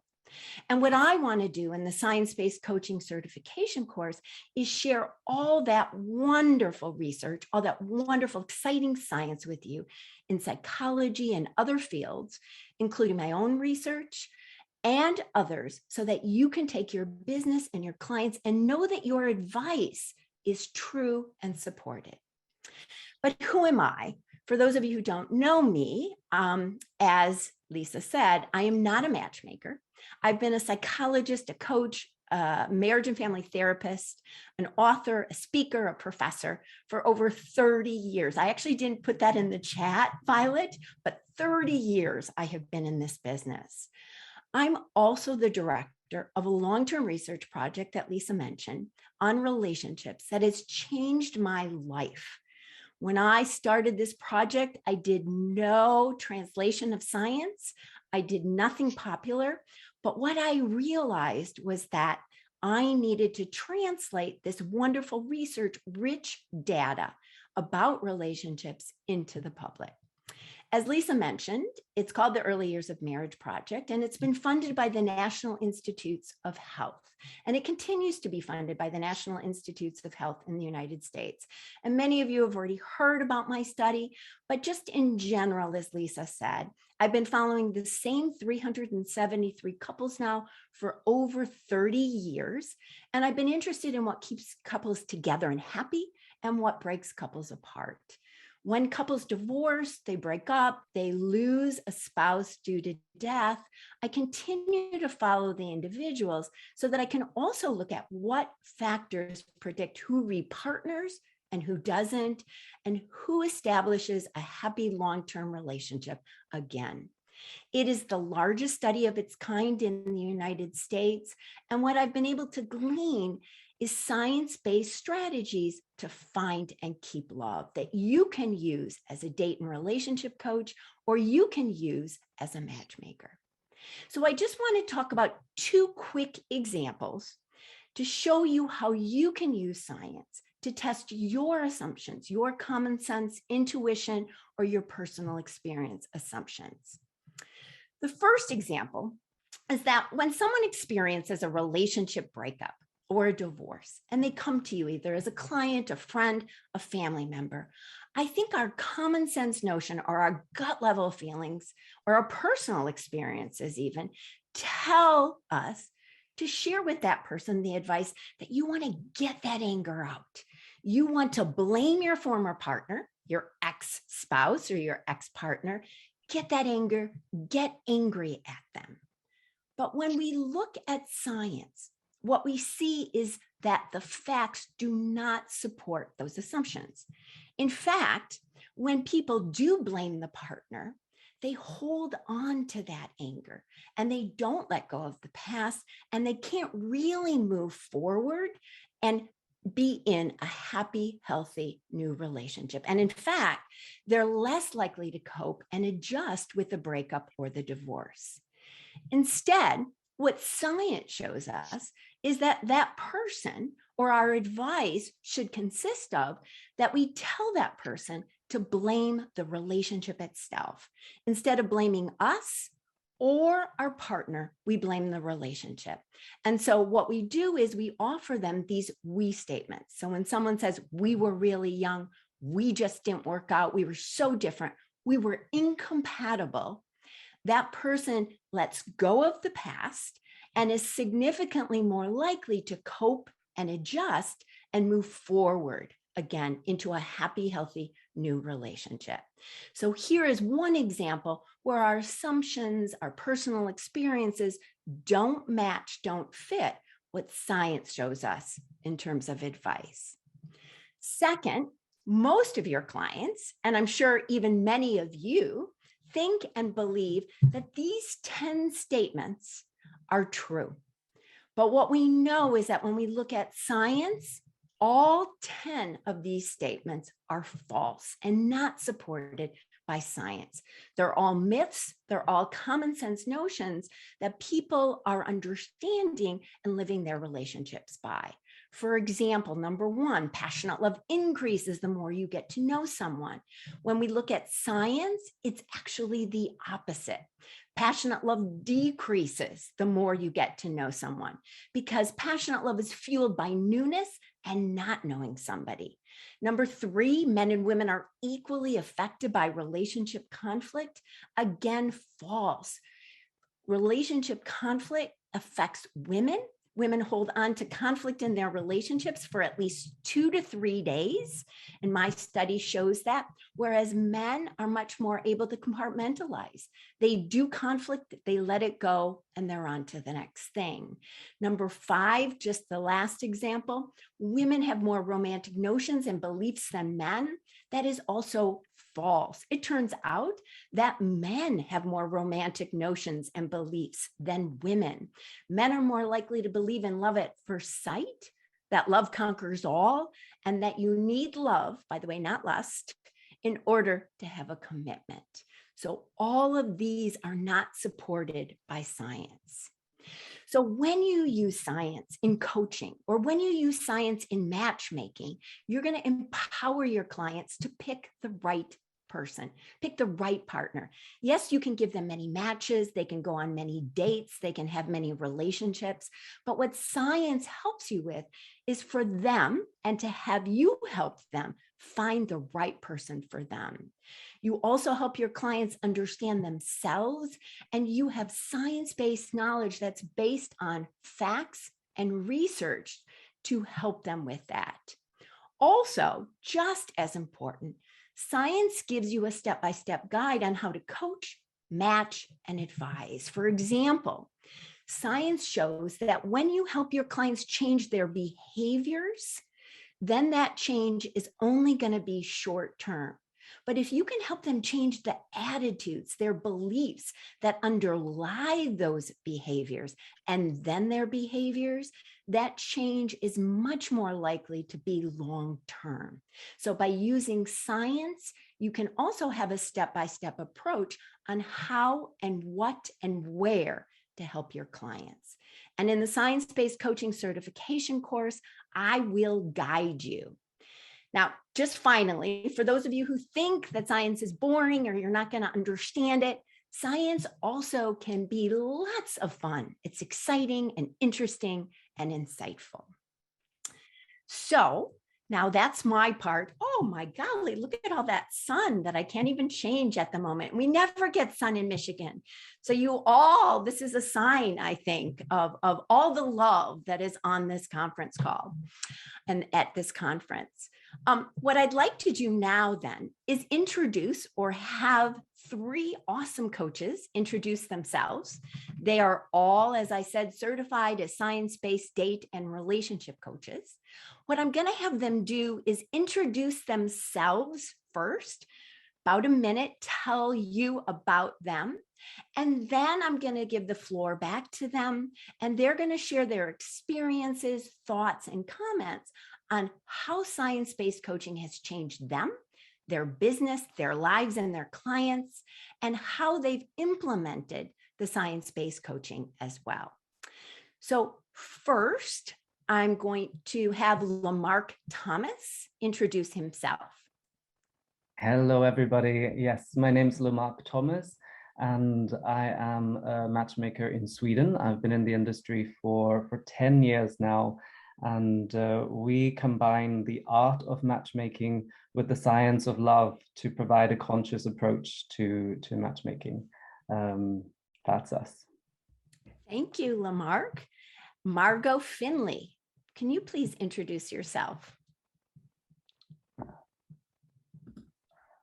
Now I can. Yeah, so I'm Margot Finley, and I am president of Finley Introductions. We are based in North Florida, and I came from Executive Search. We work with clients locally and really around the globe, doing matchmaking and coaching. A large concentration of our clients are in Florida and New York. That's my background. Thanks. Thank you, Margot. Great. And then Caryn Davis. Hi, everyone. My name is Caryn Davis, and I'm the owner of Exquisite Elite Matchmaking based in Houston, Texas. So I'm glad to be on this panel. And I'm a certified matchmaker and date coach, and I became certified this year in both. And I always want to tell everybody that what I did, I transitioned from the oil and gas industry, where I worked as a chemical engineer for so many years. So now I joke with all my friends, family, and clients and just say, now I help you find your ultimate chemistry. So I love what I do and look forward to sharing later. So I'll pass it back to Dr. Terri Orbuch. Thanks, Caryn. Wonderful. Now, as I said, we'll go back and each of you will share your experiences of using science-based coaching or using science in your business, how it's changed your life, your business, your clients, and you, and how you implement the science-based coaching. So Lemarc, let's start with you. Thank you for that. Very happy to share. I have been matchmaking for 10 years, and when thinking about the question of how science-based coaching or science in general has changed my life, I think happy clients, that is the main thing, that we go so deep into people's lives, and I made a decision that I really want all of the people in my process to be satisfied, because I value my own happiness above all, and I didn't want to be in situations where I have lots of angry clients. Yeah, for the first 5 years of matchmaking in London, I did more of a traditional approach to matchmaking, and I found that maybe there was something missing. We had the most amazing successes, or when it went wrong, it was like a disaster. It was horrible. And even though it was just a few of those, it kind of haunts you. So when I moved to Sweden 5 years ago and started an agency here, and it's a smaller country, everybody knows everybody. And I thought, how do I set up an organization where everybody is satisfied? So having a background in psychological trauma, I studied psychology and worked in trauma for 5 years. I started to bring in my science to the process, thinking about, from my experiences, from the research, from the cases that I've been to, what is going to make the clients successful in their process. And I came up with a 4 steps to love model. And in doing that, so we are matching our clients, and parallel to that, everyone is going through a self-development process, which means that even if people are not successful in finding a relationship, the majority of people are satisfied with the process. The majority of people will renew their membership if they haven't found a relationship after a year, and they still recommend us. Most of our business comes from recommendations. So it's really telling for me when someone who has not been successful in finding a partner still recommends their brother or their friend to us because they feel like we're going to go do a good job for them.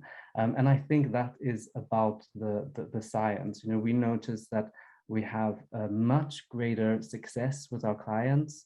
We also have a very happy team when my team meets and we shared about the feelings that's present in our team. Everyone said, I'm filled with love. And I thought, wow, this is a business organization and we all feel filled with love. And that's because we are really making an impact in our jobs, and we are working according to our values, and that also means a very happy me. I love my clients. We do have challenges, of course, but I think I have been really successful in making sure that that people are satisfied in the process. And why the science? One of the reasons why I went to I already have a science background, but one of the reasons why I went to the course was because I think that we have a responsibility to learn and gain as much knowledge as possible. And I think that the information that is in the science-based coaching course is pretty much the fundamentals of what we need as matchmakers. I think we need to have this knowledge. We need to know attachment theory. We need to know all the other great theories that Terri talks about. We need to be able to have the right tools to recommend to our clients when they need it. And that knowledge, I think, is one part, but the other part is like what it gives to me personally is that feeling of authority, of feeling like I have this this evidence base behind the things that I'm saying, and one of the things I was really excited about with the course was that I could take my 4 steps to love process to Terri and say, this is what I'm planning to do. What do you think? And then to kind of get the love doctor approval on my approach, I was like, great. Now I feel like I'm doing the right thing. I'm more confident. Let's spread this thing to everybody who will listen. And I think we work so alone as matchmakers. So to have that community, to have that support is just invaluable. And I think finally the clients also they trust the science. If I'm trying to create change with a client, I'm using my instinct, but I'm also basing that on evidence. So then the clients don't have to just listen to me, or they can also just look at all of these other experts, that all these other people that have experienced the same thing that they are going to, and then they are more open to change. So I really feel that in our process, as matchmakers, we are holding a space for people going through a vulnerable process. We're dealing with the most intimate part of their lives, and it is vulnerable, and that's why we can have a lot of difficulties in the process. And we have a duty, in my opinion, to hold a space for that vulnerability, and part of that is to get the knowledge and the tools that is going to be able to help your clients. And if you want to, sales also increases. It's also great marketing. When I go on podcasts or when I'm interviewed, people often say, so, do you have a good tool for this? Or do you have a good process for this? And then I can just, pick out a tool. And that's the things that people share on social media. That's the things that they send to all of their friends. I'm not that great on social media, but the things that get most attention on my social media are the science models that I share. If I share, Gottman's relationship house, or or if I share things about different types of attachment styles, then that's the things that people save and send to their friends. So I think the science sells, but my heart says that do the science, because you will really serve your clients and make a difference to your clients, but also to our industry. Thank you, Lemarc. Wonderful. And I hope that after everyone has had a turn to share their experiences, we'll open it up and people can ask you questions as well, Lemarc. But if I had to summarize, I think you said that science gives you the tools to help people and the credibility with that as well. You're able to go deeper, you're able to help people, it's more successful, and you have these tools that you can market or sell or are more approachable to the public as well. Thank you. Margot, Finley.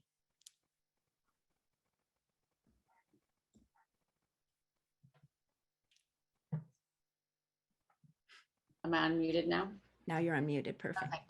Hi, everybody. I am so passionate about this subject that I have a tendency to want to go down rabbit holes with stories and examples. So bear with me while I do a lot of looking at my notes to keep me on track with what I wanted to get across today. But my story is one of my journey from 20 years of executive search to matchmaking and then to coaching wrapped into the matchmaking, and how that has changed my life and my business. So that's what I'd like to share and share with you in a way that if you have not taken this course or added coaching to your business, I want to show some practical tips on what it's done in terms of the business from so many aspects. And then also I wanted to just say I'm available to talk to anybody or help anybody with any questions afterwards if they'd like to. So, and also thank you to the Global Love Institute and to Dr. Terri and all the, as I look through scroll through the list of 150 matchmakers on this call, so many of them have been supportive, we've collaborated, and I think it is fair to say I would probably not be here today without the support and friendship of everybody in the Institute. It's really an anomaly in executive search. There's nothing like it. So thank you to all of you out there. I love you guys so much. So, okay. So let's see. As I said, my background was executive search, about 20 years. I began in the UK in London, doing search across Europe. Executive search, of course, is a very exciting career and it's very lucrative. And I enjoyed it and it provided a good income, but I always felt something was missing. Some soul or something was missing because it was all really about profits. You're making connections, but it's about profits. So 2 years ago, I did make the full-time transition to matchmaking. First order of business, day one, I contacted the Matchmaking Institute and signed up for the certification class, which Rachel Rousseau, I know you're on here somewhere. She was just fabulous. Again, it's such a side bonus to it's a beautiful industry, but the support of the people in this industry is just an unexpected golden gem. So as literally my very first client in matchmaking, I discovered it's not so much with many of my clients that they haven't met the right person or can't meet the right people. It's that they have beliefs or behaviors that prevent them from engaging, connecting, sustaining a healthy relationship, somewhere in that spectrum. So I immediately looked to the science-based class because I wanted to be able to help them. I feel like I was helping people, but it was my gut, really my gut and my intuition, which can be good and can be right sometimes, but I felt it was a little dangerous to be advising these people on such critical points that will affect their future based on my intuition. I felt a little reckless. So this gave me, this course gave me the tools to be able to cite literally data and statistics that show, and I parrot Terri for class. I'll say, studies show, you know, when I'm, and the clients take that much more seriously when you have data to back it up. And you can feel good that you're offering good advice when you have data to back it up. So let's see. So so the coaching class, little did I know that taking this class would lead me to my greatest passion. Obviously, executive search to matchmaking, I thought natural transition, right? Search, global search, the skill sets I thought are so similar, and they are in many ways. But once I took the science-based coaching class and began coaching, my whole world has changed. It's what I was born to do. I feel like I have changed so many lives, not so many lives, the lives I have touched, I have changed their life dramatically because of the class. So I would do it for free. I absolutely love being able to help people through what I've learned in this course. So, and now I'm, with Terri's encouragement as well, I'm taking graduate studies in psychology to continue to increase my depth in knowledge to help clients and matches. So in terms of what it does, like for you all, if you were to take this, I called it the, as Violet said, she likes her 4 letters, the 4 C's, which I call it: the courage, confidence, credibility, and cash. I had credibility, I feel like, with my executive search background in terms of matching. But again, when it came to advising them on things of a coaching nature, I didn't have the confidence. I probably didn't convey a confidence because I knew I was shooting from the hip, so to speak. I am 55, so I have a lot of life experience to draw on, but it's not science. So having the class gave me real credibility to be able to charge real money for my coaching and know that I'm delivering a quality service. Cash, guys, this is, coaching revenue is, the cadence of it is much more regular. So matchmaking, you get a big hit, it's very hard to predict. When you have your coaching clients, they tend to, as Lemarc said, they stay with you, right? Whether they came on as a matchmaking client or a coaching client, however they began, once you have that trusted relationship, they tend to just stay with you on an ongoing basis, even if they're in a relationship. So for those of you starting out, it's a very nice, steadier stream of revenue. So I know we don't do it for the money, but it helps. So I would encourage you to look into it from that standpoint. I have been able to come up with ways to package the coaching where the fees can actually start to rival matchmaking fees. So that's been a big plus. And it's been a win-win. In terms of how I've implemented the coaching, it changed how I connect with my prospects, how I connect with matches, how I understand and relate to all those that I work with. Again, a revenue stream with a regular cadence. And how has it made a difference for my clients? So I will say I have had clients say that I have changed their life. And I'm sure you all have heard that too, right? We're in the love business. We're all passionate about changing lives. All of you that I know here, that are on here, I know you've changed so many lives. But in particular, the coaching I felt put me in a position to change lives. So a few examples would be, I had a gentleman client who was in a very, very toxic relationship. I was able to help him identify the unhealthy patterns in the relationship and begin to extricate himself from that relationship and begin a healthier one.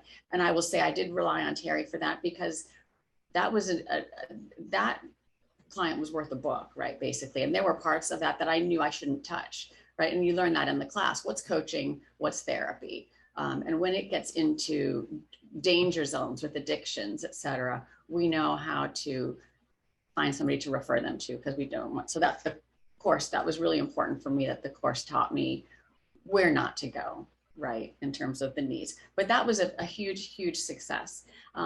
Another example would be a man who had come out of a 20 year marriage. He hadn't dated, and I helped him transition. He really had no confidence, even though he's basically, you know, a tycoon.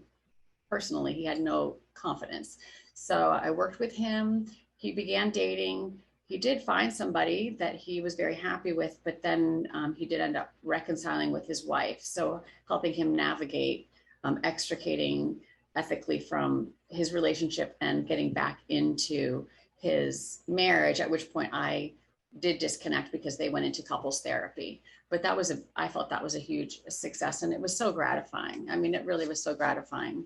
And then finally, I would say, I don't know, for whatever reason, Terri, are there a lot of guys out there with the nice guy syndrome? I mean, I know we have a lot of guys that are not the nice guy, but for some reason, I seem to attract men that they're very successful, but they don't know how to articulate their needs, express themselves romantically, ask for what they need, etc. And so I've had a lot of success with quite a few men in helping them find their voice, helping them articulate what's in their heart, what they need, what they feel, and to have conflict and to have healthy conflict, because a lot of these people, their marriages break up because they never shared effectively. So that's been a big area of my coaching. So I would just say, for any of you out there that haven't taken the class, I feel we have a responsibility to our clients to round out our practice with this aspect of knowledge. I really feel like it's our responsibility. And it's a fascinating class. You learn a lot about yourself, right? So Terri you do get to do some exercises on your own relationship patterns. So I just would strongly recommend that you all add this to diversify your portfolio and services that you can offer your clients. And again, anybody might want to talk about, you know, specifics on how I implemented this and after Terri's class, or any other questions, I would love to hear from you. Thank you, Margot, very much. Very wonderful. Appreciate all the kind comments too. Caryn Davis. Yes, I just want to first, just like Margot, thank the Global Love Institute, Lisa Clampitt, Dr. Terri Orbuch, and also Rachel Russo, where I got my matchmaking certification. And I just wanted to tell everybody, for when I started into the date coaching, I didn't know what to expect. I came in there and I thought, okay, she's going to teach us how to coach other people. And then the first assignment to all of us was to look introspectively and learn about our own relationship patterns and learn about our own emotional baggage.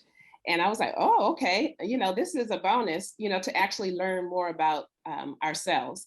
And she said the reason is to be a better coach.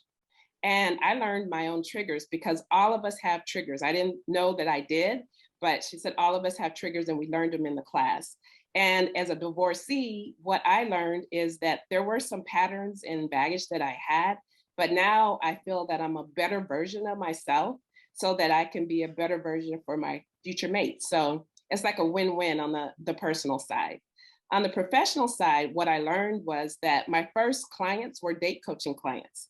Even though I got my matchmaking certification first, I did the date coaching second. And the reason why I started with the date coaching, because I knew it would take time to build that database for my matchmaking clients. As I mentioned earlier, I just started this year, so I knew I had to have that time to, you know, build that database for matchmaking. And I did that, but it was great starting out, you know, with the date coaching, because I fell in love with it. And actually having that personal bond, you know, with my clients, I really, really enjoyed that. And I can see, you know, having them as my first clients is that I did not want after that to match anyone unless they had date coaching experience. So I customized for every client before they're even matched. I have them do some form of date coaching, because I just felt that it would be sabotaging their first date. Say, for instance, they went on that first date and they don't know, you know, some basic date coaching.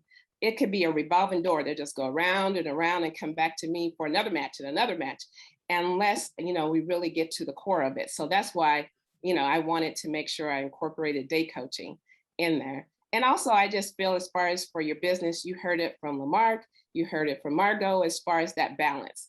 I equate it to like a balanced financial portfolio, where you always hear about stocks and bonds to have that balance. I feel the same way for date coaching and matchmaking. It really does help. As you heard, I just said that I started my date coaching and now I'm just doing my matchmaking. So when I go into 2022, I just feel that I'll have a very good balanced portfolio, because if one goes, lower than the other, then I have the matchmaking, or vice versa, I have the date coaching. So it just feels like if you're running on all cylinders, it's just a great addition to have that science-based coaching in your portfolio. So that's how I look at that. As far as tools, as far as what I've implemented, as far as my date coaching, what I've taken is that one thing that I like at the end of the course, what Dr. Terri does is that every student can meet with her one-on-one, and you can go over what you think you would like your sessions to be when you actually have your clients, as far as what the sessions will cover. So what I cover with my clients is, first, I actually meet with them to understand their dating history. And then I tailor it based on the handouts and information that we received in the coaching. So for example, I'll do a 21 dating plan, or I may do ideal partner checklist or relationship patterns, et cetera, because as you know, when I started out, since I only had date coaching, I wasn't doing the matchmaking, I was helping them find dates offline. Because the misnomer, a lot of the people that would come to me is like, Caryn, I don't need date coaching. I need a man. I was like, well, what we could do is we could do date coaching, and you can help to find organically as far as a date offline. So I use that date coaching part, and they're like, oh, okay, I get it. And I saw the progression, I saw the confidence in them, and they really were able to find quality matches and go on dates. So I felt it was a success. I really did.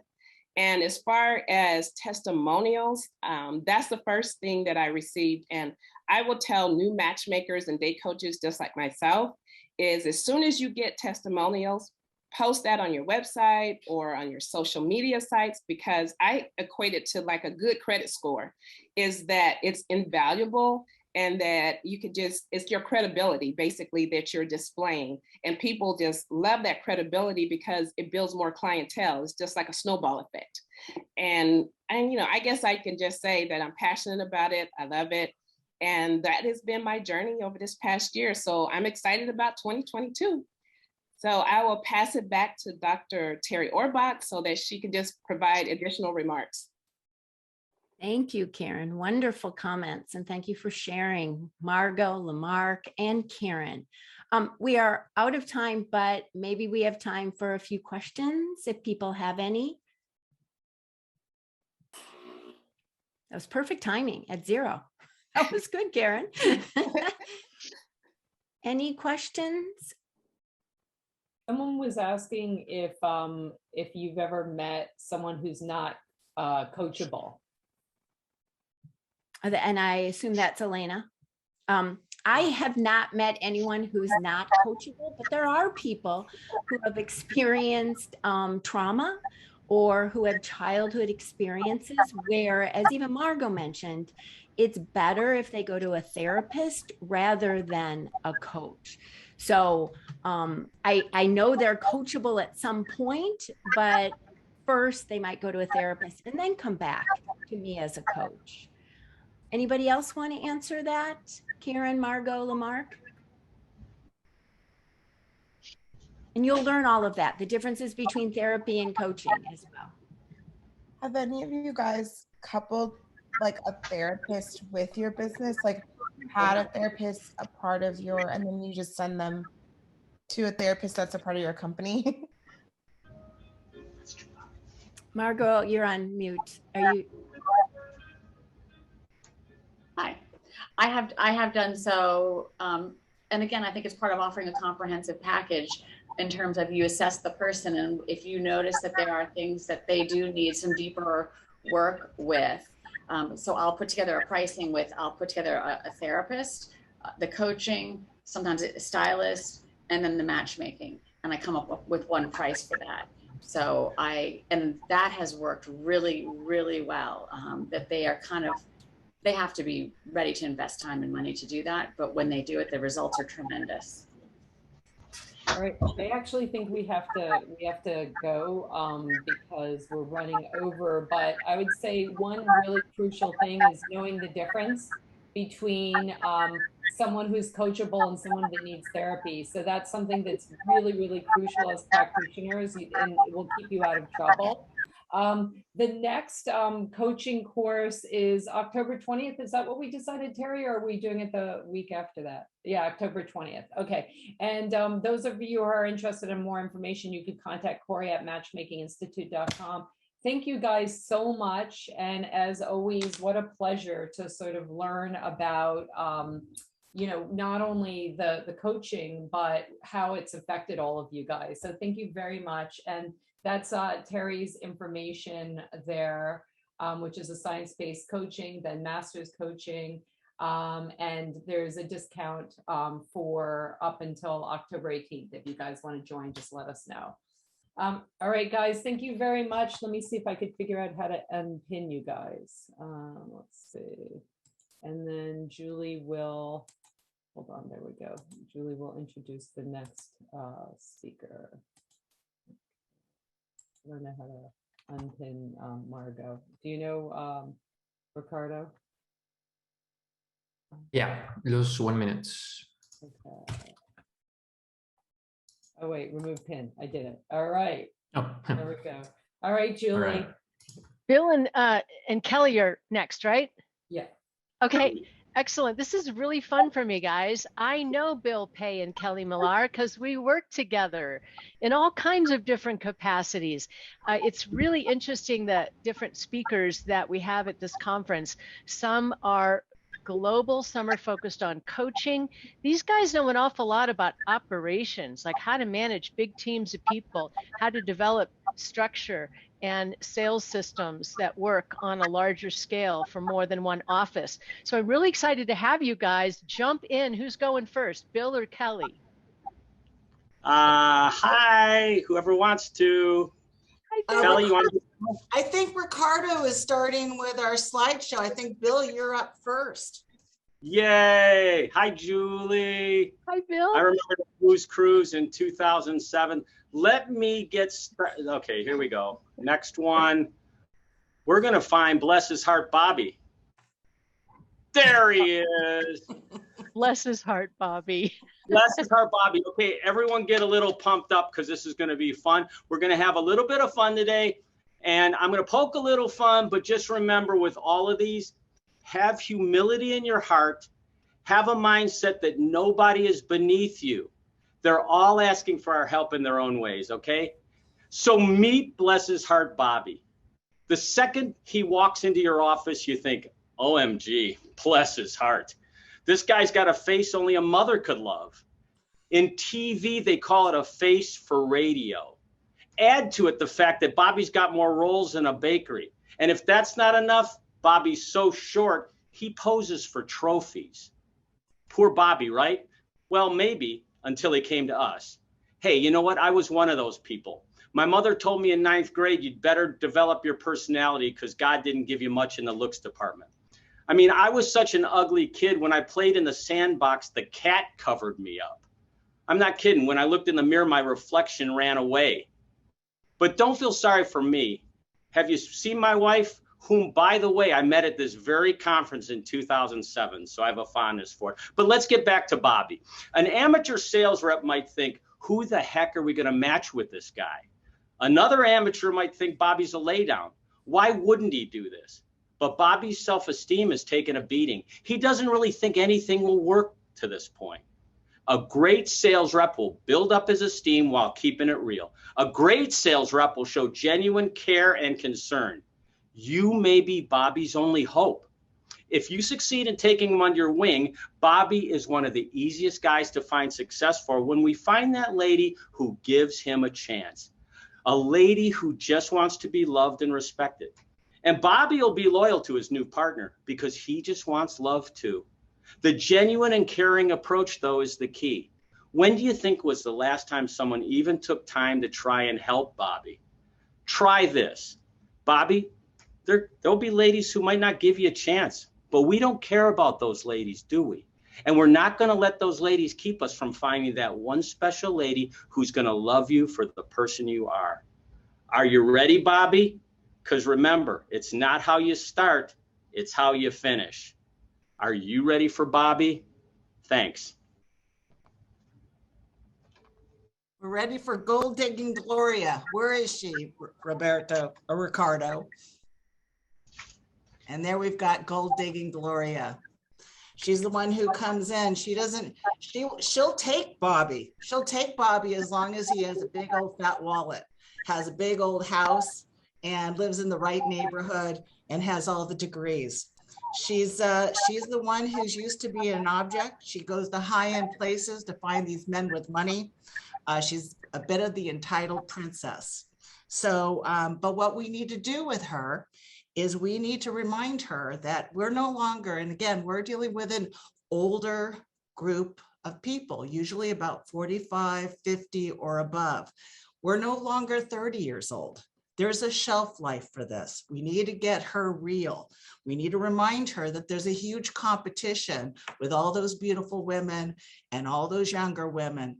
And it's time for us to deal with our reality. We also want to be able to remind her what love is. We want to be able to remind her what she really wants. How much time was it for these gentlemen who have a lot of money? They were very focused on money, and they might still be focused on money. What you want is somebody who's focused on you.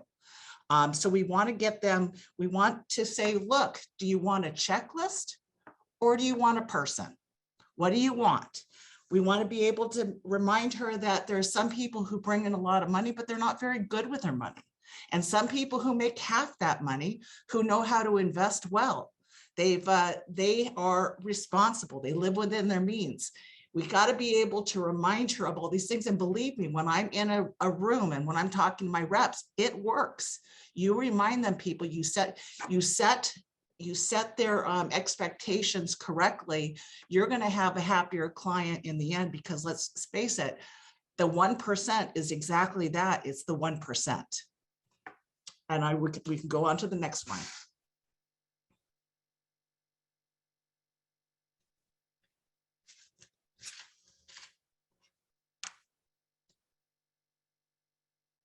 You're on mute, Bill. Bill, you're on mute.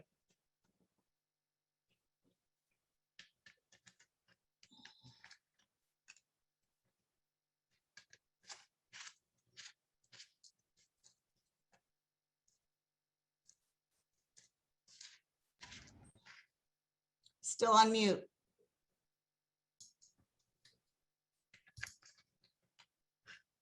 Okay. That's it. You're back. Someone put me on mute. I didn't do it. Someone put me on mute. I wasn't going to make any noise, I promise. Okay, meet delusional Doug. He's a legend in his own mind. 40 years ago, he was the high school star quarterback and he dated the most popular cheerleader. And maybe that's all true, but that was 40 years, 50 pounds, and 500 million hair follicles ago. Doug doesn't look like the big man on campus anymore. Not even close, but he still wants a lady who looks like the homecoming queen. This year's homecoming queen. Doug will show you pictures of his phone of the caliber of ladies he's used to dating. And by dating, he means emailing and texting back and forth until they discover his age and current appearance. Doug hasn't made it to a second date with any of them in quite some time, but Doug is very selective in his memory about that. So really, Doug is he was an 18-year-old 8 who's now a 60-year-old 5, and he's expecting a 30-year-old 10. Yikes. An amateur sales rep would cater to Doug and make him think we have plenty of Barbie dolls for him to choose from, and create a nightmare, by the way, for the matchmaking team, eventually becoming a chargeback that never got to meet a lady who could have been great for a realistic Doug. Another amateur might chastise him for being so shallow, thinking he could rob the cradle. Ew, how creepy. A great sales rep will invest a little time in the probe and dig out an emotional hot button that strikes home. The sad truth is that every single one of his prior relationships ended in failure. Doug might be trying to hang on to his former identity through a trophy wife. Hey, that's what I did.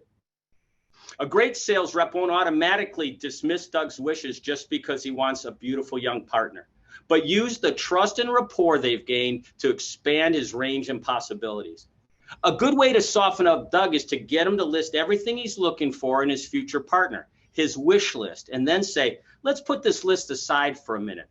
How do you want her to make you feel? Once you get him to open up there, you can probe further. Like, in the last few years, have any of those young trophies made you feel the way you'd like to be treated? Or did some of them maybe have a different agenda? Open them up and you'll find Doug's delusion was just an illusion, and you helped him find a better conclusion. Thanks. Carter, we're ready for the next one. Thank you so much. Analytical Anna. She is proud of that 800 credit score.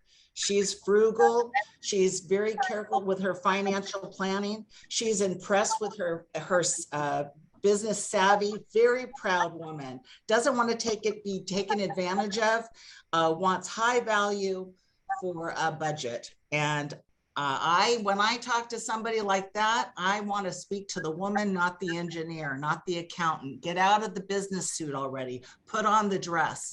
I need the female Anna. All this analysis becomes paralysis. We have to move on to your love life. Yes, you're good at what you do. You have every reason to be proud of what you've done, but we're talking about your love life here. Let's make a move on that.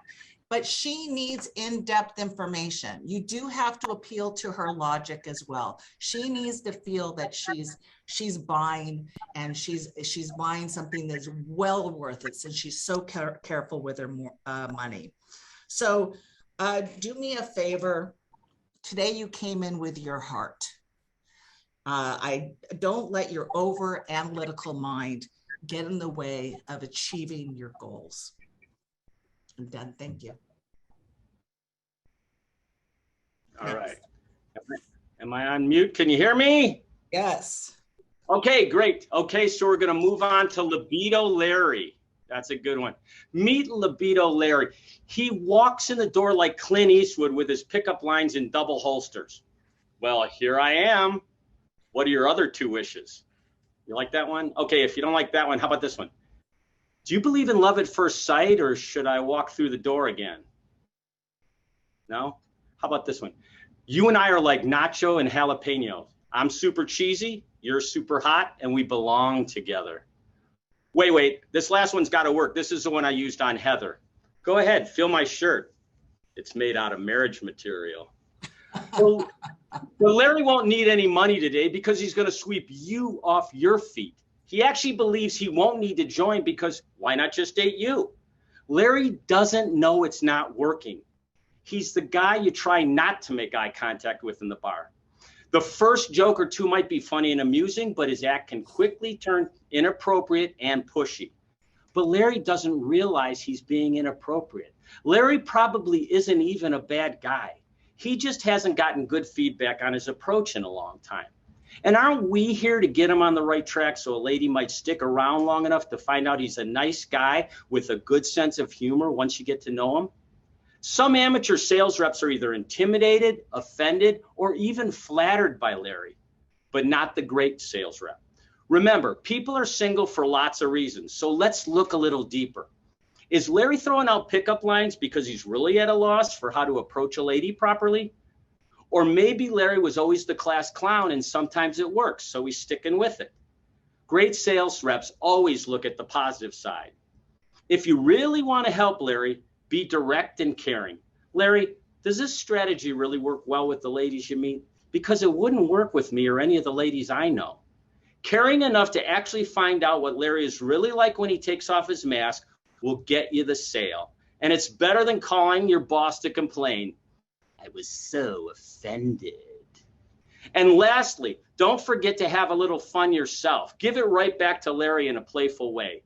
You know what, Larry? You're right. You might be my dream man. Do you have $1 million and a bad heart? Thanks.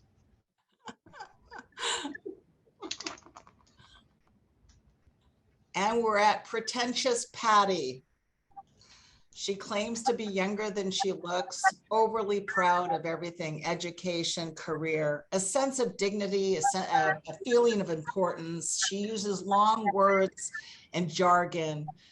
She wants to be intelligent, and cultured.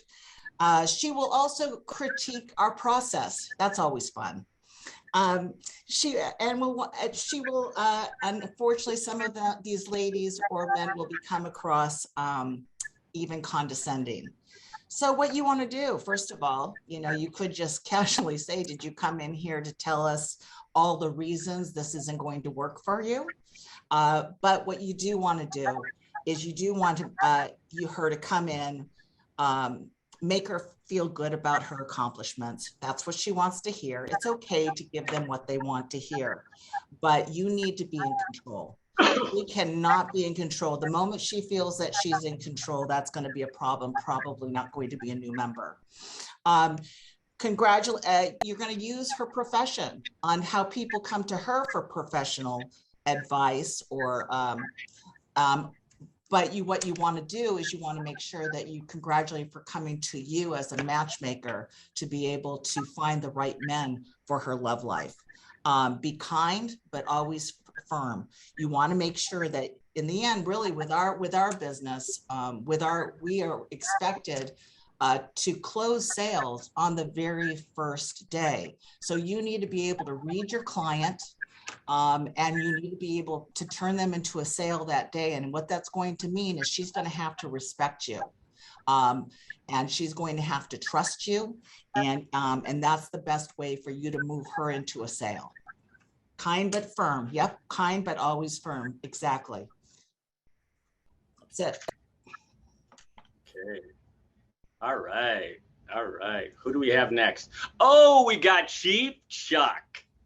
Meet Cheap Chuck. Cheap Chuck is so cheap, instead of bringing his last date flowers, he just brought her the seeds.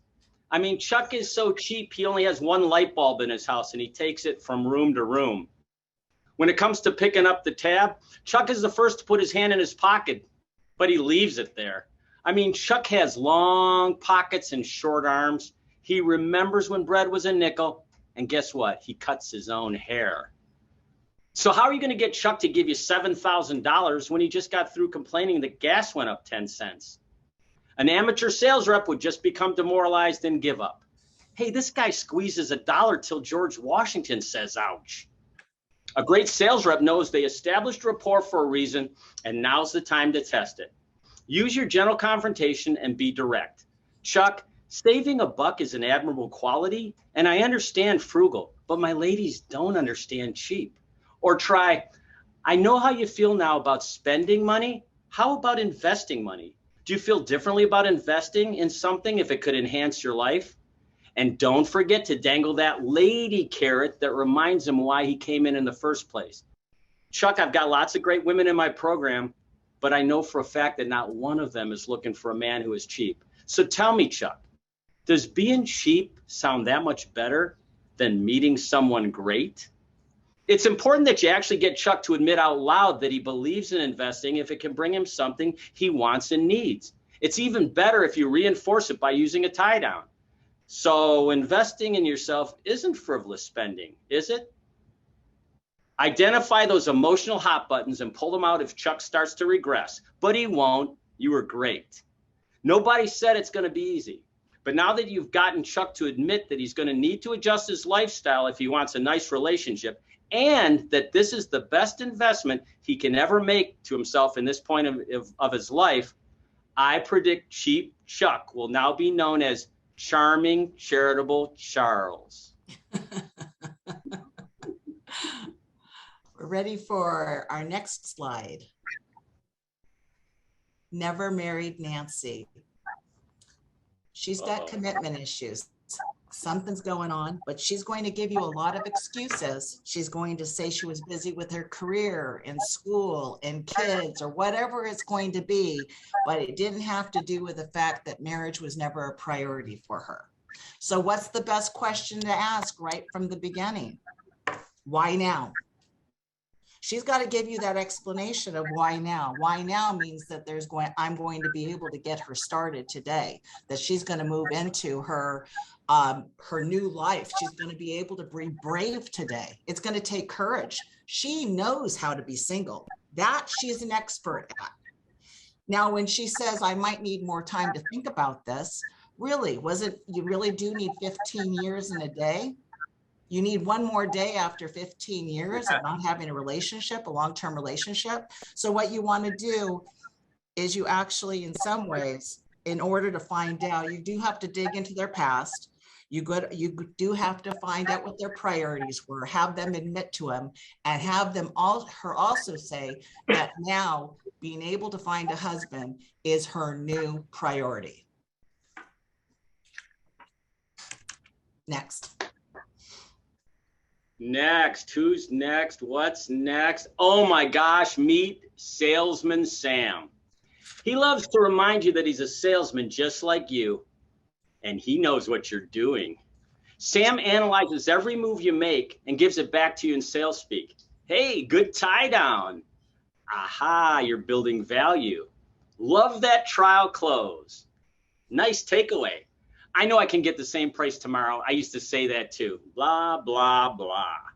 And most amateur sales reps are intimidated by Salesman Sam. But why? Are salespeople different than any other consumers? Are you? Probably not. Raise your hand if you know any salespeople, including yourself, who have a place to live. Okay, now keep your hand up if any of you, I don't know, drive a car, wear clothes, occasionally eat food, own a TV, buy medicinal marijuana. Oh, wait, okay, I think you get the point. So don't panic, he's gonna buy. In fact, he's more apt to buy because deep down, he's got, just like you've got, a soft spot for other sales reps. We're all humans who respond to the same stimuli. So relax, smile to yourself, and do your thing. Don't forget, when you buy something, it's usually from someone you like. So don't stop being likable. And don't make it about you versus him. Say, Sam, this isn't about you and me. This is about you and the ladies I have that may like to meet you. If that doesn't sound good to you, my ladies don't want you to do it. Or laugh it off and proceed. Yeah, I used to be in sales. I couldn't handle the rejection. But seriously, Sam, I'm selling something that helps people. If you think this will help you, we'll get you started. If you don't think it's for you, let me know right away, okay? Bottom line, play your game, not his. Be positive and direct, exude confidence, speak from the heart, and let the best sales rep win.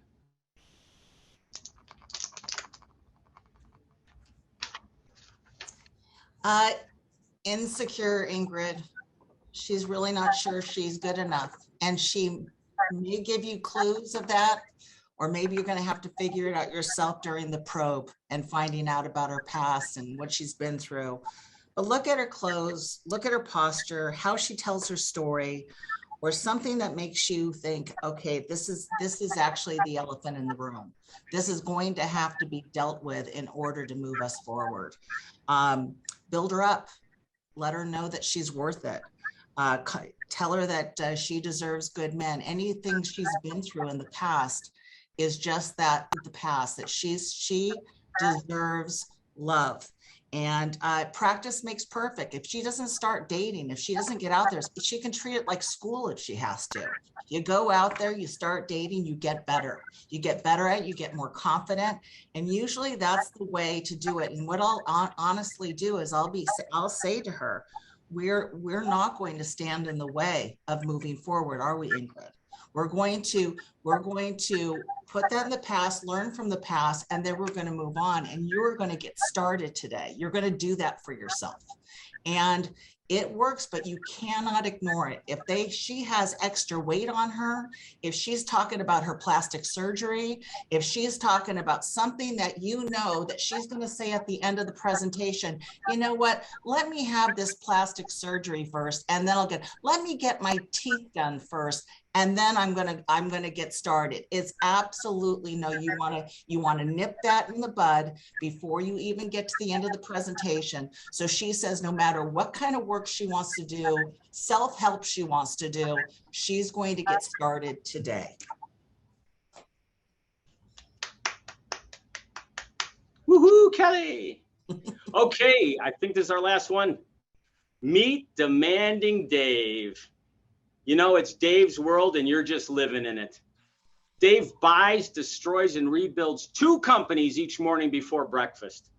He does his 1 hour Peloton class in only 30 minutes. In fact, one time Dave listened to a 1-minute manager book on audiobook while taking a tennis lesson and thought the author could have been quicker. Dave is so alpha that if he was in a room full of alphas, everyone else would reach for their beta hats. Dave doesn't have time for details, just the big picture and the investment. What's the bottom line? Most amateur sales reps will just start by answering Dave's questions as fast as he can ask them. But that's not going to work. It's just going to show weakness, and Dave will get the quick price and be out the door. A great sales rep knows that the person asking the questions is the one who's in control. So take your sales hat off. If you really want to help Dave, you're not even worried about the sale at this point. You're just wondering if you can help him. What's the cost? What are you hoping I can help you with? Also, it's critically important that you don't forget or let Dave forget that this is about meeting our ladies. It's not about you. It's not even about Dave yet. It's about the ladies that you currently represent. Ladies who are counting on you to give every eligible man who walks through that door the full picture. And that's going to take a little time, right? So dangle that lady carrot. Hey, I'll pick up the pace, but my ladies don't want me to skip any details, okay? That should make them relax a bit if time was still an issue. And what now? Nothing. Smile. You got this. As Dave responds to your sincere questions, his subconscious mind is making a note that someone really cares about him. And magically, Dave's not so demanding after all. Dave will also respect the fact that you stood up to him without becoming adversarial. And that's mucho awesome. So keep handling the demanding Daves like that, and it's your services that'll be in demand. And that's the last one. I'd just like to say, hey, I hope this helps some of you, and I wish you well on your budding careers in matchmaking sales. Remember, treat everyone as you would like to be treated. Nobody is beneath you. Everyone needs love. And the best sales reps are those who can say what they know they should say in a caring way. Thanks. Thanks, Bill. We've got one more. So I want to go through the takeaway. And what I'd like to do is, I think it would be, it just came to me and so much fun if everyone can get on the chat and put their best takeaway line. Their best takeaway line. The one I came up with is a person who is, the simple one is, you know what, maybe you're not ready for this. It's a very simple line. Maybe by the time we get to the end of this presentation, this is going to be a mutual evaluation, but maybe right now, this is not the right time for you to become a client. I'm taking it away, not because I want to push them out the door, but because I want to show them that I'm very picky about who I bring in as well. So put up your best takeaway line. The next one is tough love. What's the tough love? Put your best tough love line. When are you going to, what situation are you going to show them a little bit of tough love? When someone's giving me a checklist that's too hard, I may just say right now what is this about? Why are you eliminating 95% of my men? Why are you trying to do this to yourself? What is real? I usually ask the why questions, open-ended questions. I want to hear what's going on, and I'm going to be tough with them. The elephant in the room. When did you feel like you had a time where you had to deal with the elephant in the room? The woman who is overweight. Like I said, she'll end up at the end of the interview chickening out. When do you have to deal with it? There's something going on. It's an uncomfortable subject. How do you broach that uncomfortable situation of perhaps physical appearance, perhaps an insecurity of some sort? And what I'd like to also say is, how do you keep it as a caring professional, even if you don't get the sale, even if you don't get that sale? I want to love every single person who walks in the room. At the very least, like them a lot. And if they don't join, I want to leave them with a little piece of advice or wisdom. I want them to leave learning something, a little bit more about themselves. As a matter of fact, somebody who walks in and wants to walk out again, I'll say, you'll leave here happy that you came in, and you'll know a little bit more about yourself.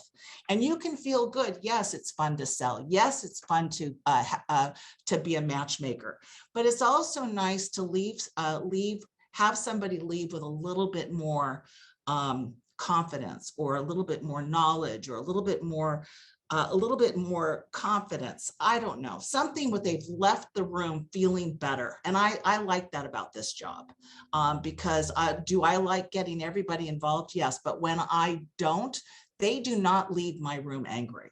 They don't leave my room angry. I don't want them to, especially because of reviews. I don't want them to leave angry. So anyways, if you could put that in the chat, I think it'll help everybody, because we certainly, with everything we've offered, there's 100 more things that we could be saying on each one of these clients. And thank you very much for your time.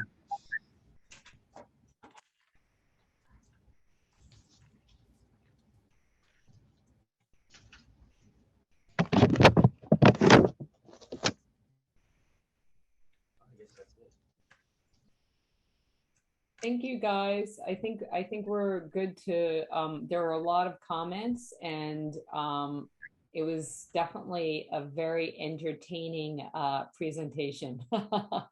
So I think are there any specific quick questions, or are we good?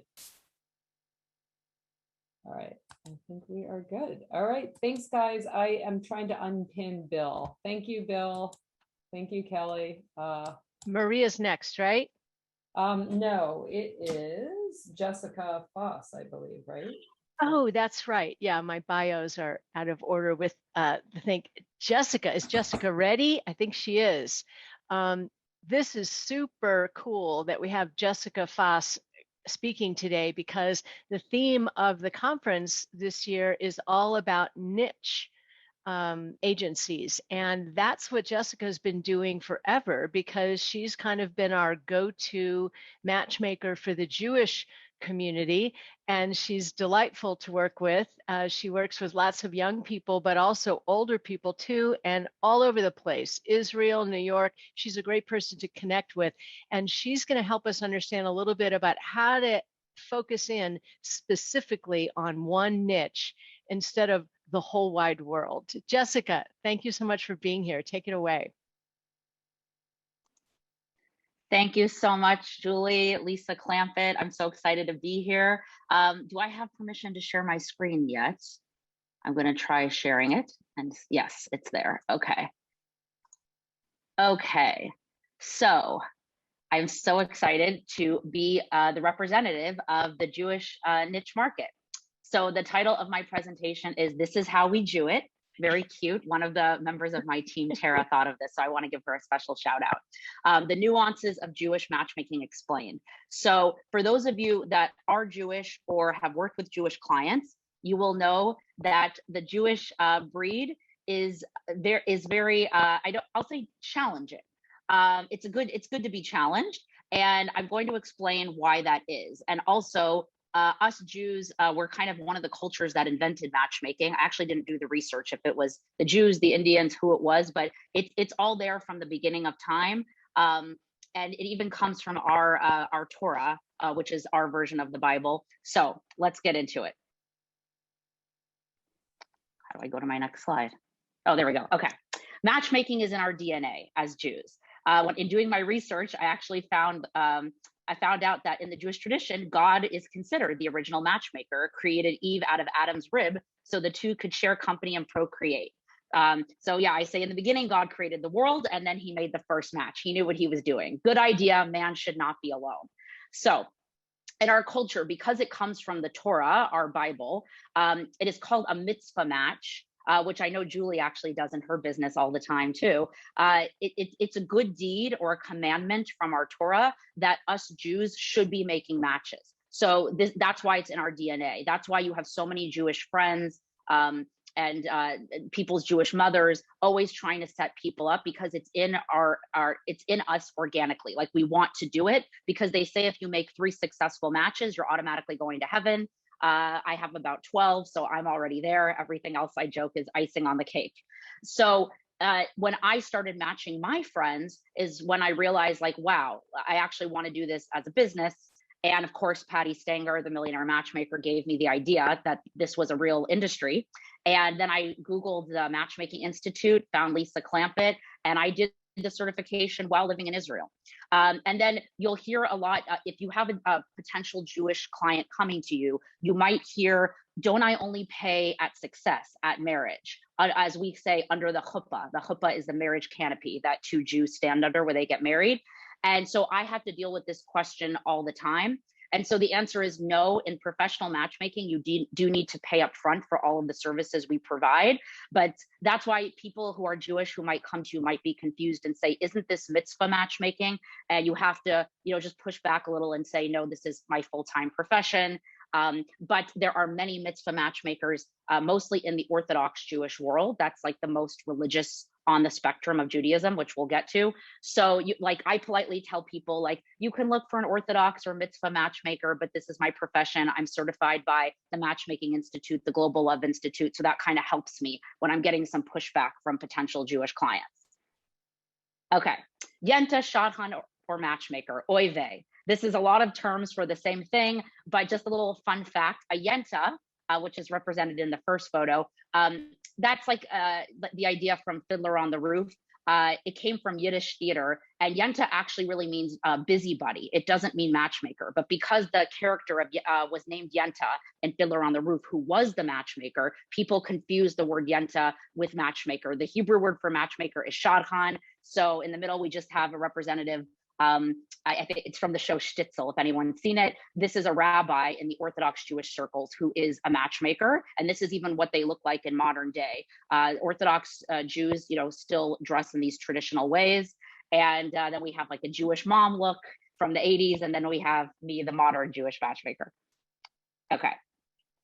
Matchmaker, make me a match. Why is Jewish matchmaking different from all other niches of matchmaking? I've already said it a bit, but to be more clear, we have various Jewish denominations, which is levels of observance, which we'll get to, cultural and ethnic differences, because Jews are spread out all over the world. We've been exiled many times throughout history. And so you have Jews everywhere, from North America, South America, Australia, everywhere. So there's a lot of different cultural and ethnic differences. To match someone with European descent, who was considered Ashkenazi, with someone who's Sephardic descent, who maybe hails from North Africa or Iran. It's hard to make these matches because of the cultural differences. And what else makes us different? The success fee is usually given to the Shadchan matchmaker at marriage. And also, it's very important to keep Jews with Jews because they want Jewish babies. The mother has to be Jewish in order for the child to be considered Jewish. So that is why sometimes you might have Jewish women coming to you that say it's okay if the guy isn't Jewish because maybe they're not too religious, because it does go through the mother's bloodline. If you are matching Jews, it is nice if a male client comes to you, you should try to match him with a Jewish woman because it's very important to keep our lineage and culture alive. Okay. So just about me, I consider myself the modern day Jewish matchmaker. Fast Pass to Love is the name of my company, comes from the Disneyland Fast Pass, little play on words. I'm from Los Angeles. I lived in Tel Aviv, Israel for 5 years. I started my matchmaking, my friends, turned it into a business, got certified from Israel. My background is in TV production. I've worked on shows like The Big Bang Theory, 2.5 Men. And I say that my TV production experience, here's my life living in Israel bit. I've volunteered in the army. I spent time on the beach at the Dead Sea. So I just I immersed myself in Israeli culture, and I met Jews from all over the world living there. So that's why I really consider myself an expert in this field, because I understand all the different cultural ethnic backgrounds, because Jews that can't find a partner in their own country, if they're from the littler known country, Jewish populations, countries with littler Jewish populations, like South America, like Australia, they'll come to Israel because then you go on your OkCupid app, you step out your front door, everyone's Jewish. So if I did not have that experience living in Israel, I wouldn't be a Jewish matchmaker today. I really had to immerse myself in that culture to become an expert, I feel. Okay, so what I was saying is the Hollywood production background. I say I went from Hollywood producer to a love life producer, and this is one of the real couples I matched getting dressed up on the Jewish holiday of Purim. Very cute. So my business really launched when I was featured in Haaretz and the Jerusalem Post, their top Israel newspapers. Very lucky to have that publicity. And then I was known kind of as the Jewish expert worldwide. Here are some couples we've happily matched and gotten under the chuppah, the marriage canopy. Chuppah also is symbolic of that the couple will build, to stand under the chuppah is symbolism of that the couple will build a successful Jewish home together. Don't have a picture of the chuppah right there though. Okay, one of the keys to my success, I feel, is doing worldwide recruitment. So as I showed you, I lived in Israel, and then I usually based in Los Angeles. So I did a singles event there. I'm currently in Miami, so just attended Jewish singles events here during the Jewish holidays that just wrapped up. And in May, I went to New York and did a recruitment trip there. So it's very good to have FaceTime in your niche market so that people like really meet you in person. There's nothing like it and remember you. You can also do virtual events, but I love to have a presence in all of these major cities. Miami, New York, Florida, New York, California, and Israel have the world's biggest Jewish populations. And now I have built an amazing team that also live in these cities and some other cities. And so when I can't be there in person, it's so great to have all of these wonderful representatives, and they range Fort Lauderdale, we have Sam in NYC, Dan, a dating coach in Miami, Rachel in DC. So you can see everyone here. Shelly's in Israel. So it's just amazing that during the pandemic, we were actually all able to connect on Zoom, and I built this amazing team. Because Jewish matchmaking is in our DNA, they were all mini matchmakers. They all had their own networks and connections already. So I recruited them all under me. So they send all of their friends and all of their relatives and friends of friends to me, and we get an even bigger database, and they attend singles events for me in these cities when I'm not around. Ariella and Sam even throw their own singles events in New York. And promote me. And I train them all to be matchmakers, to do online dating coaching with clients, because I cannot do it alone. You know, you have to outsource things so that you can continue to grow your business. Very grateful to have them all. They do match screening call interviews for me, and they all understand the nuances of Jewish matchmaking because they are Jewish. And Dan and Rachel do amazing mock dates. So if anybody needs to outsource virtual mock dates, talk to me. Of course, the CEO of Jewish Moms, Lori Fass, I call my mom my director of sales. It's been very valuable to have a real Jewish mom on my team, because many of our potential clients, it's not them who calls, it's their parents, because the Jewish parents want to get their Jewish children married and get Jewish grandchildren. That's the goal of this all. So having the Jewish mom that will do a lot of these sales calls gives us an ally to really relate to the parents more and speak from the heart. And she helps us close the sales. So really grateful that I have some of my mom's time to help. Okay, here's a little fun Jewish matchmaking dictionary. If you do work with Jewish clients, it'll be great if you do know some of these so you get their lingo when they call you.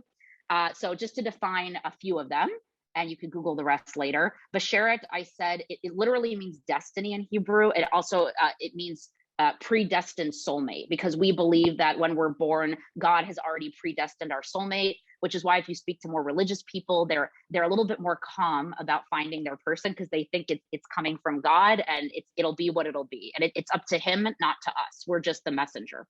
It's a beautiful sentiment, actually. Shadchan means matchmaker, or actually marriage broker. Shidduch, it comes from like the same word. It literally meant arranged marriage or making the match, making the shidduch. I talked about chuppah, marriage canopy, represents building the Jewish home, Jewish future. Shomer Negia is an interesting one. That is when you're very religious in the Orthodox world, you do not touch before marriage. I wish we actually all implemented that to this day, because we all might get married faster. So if you're keeping Shomer Negia, you're not touching the opposite sex until you're married. Halacha is, it literally means the way in Hebrew. It's the laws. It's following all the Jewish laws. So when someone says, I'm keeping all the halacha, all the laws of the Torah. Kosher style, eating dairy out, is very interesting. So this is one of the main nuances why it can be difficult to match Jewish clients.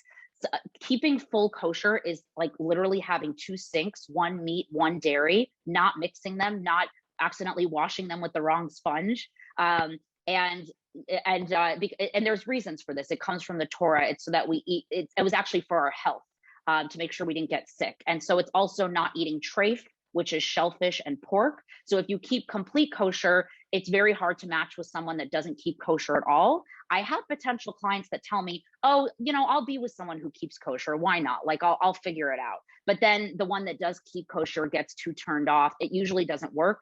Someone kosher style could be with someone kosher. Kosher style means you could still go out to non-kosher restaurants and you could eat meat, but you just won't eat dairy on the same plates because you're okay with eating non-kosher meats.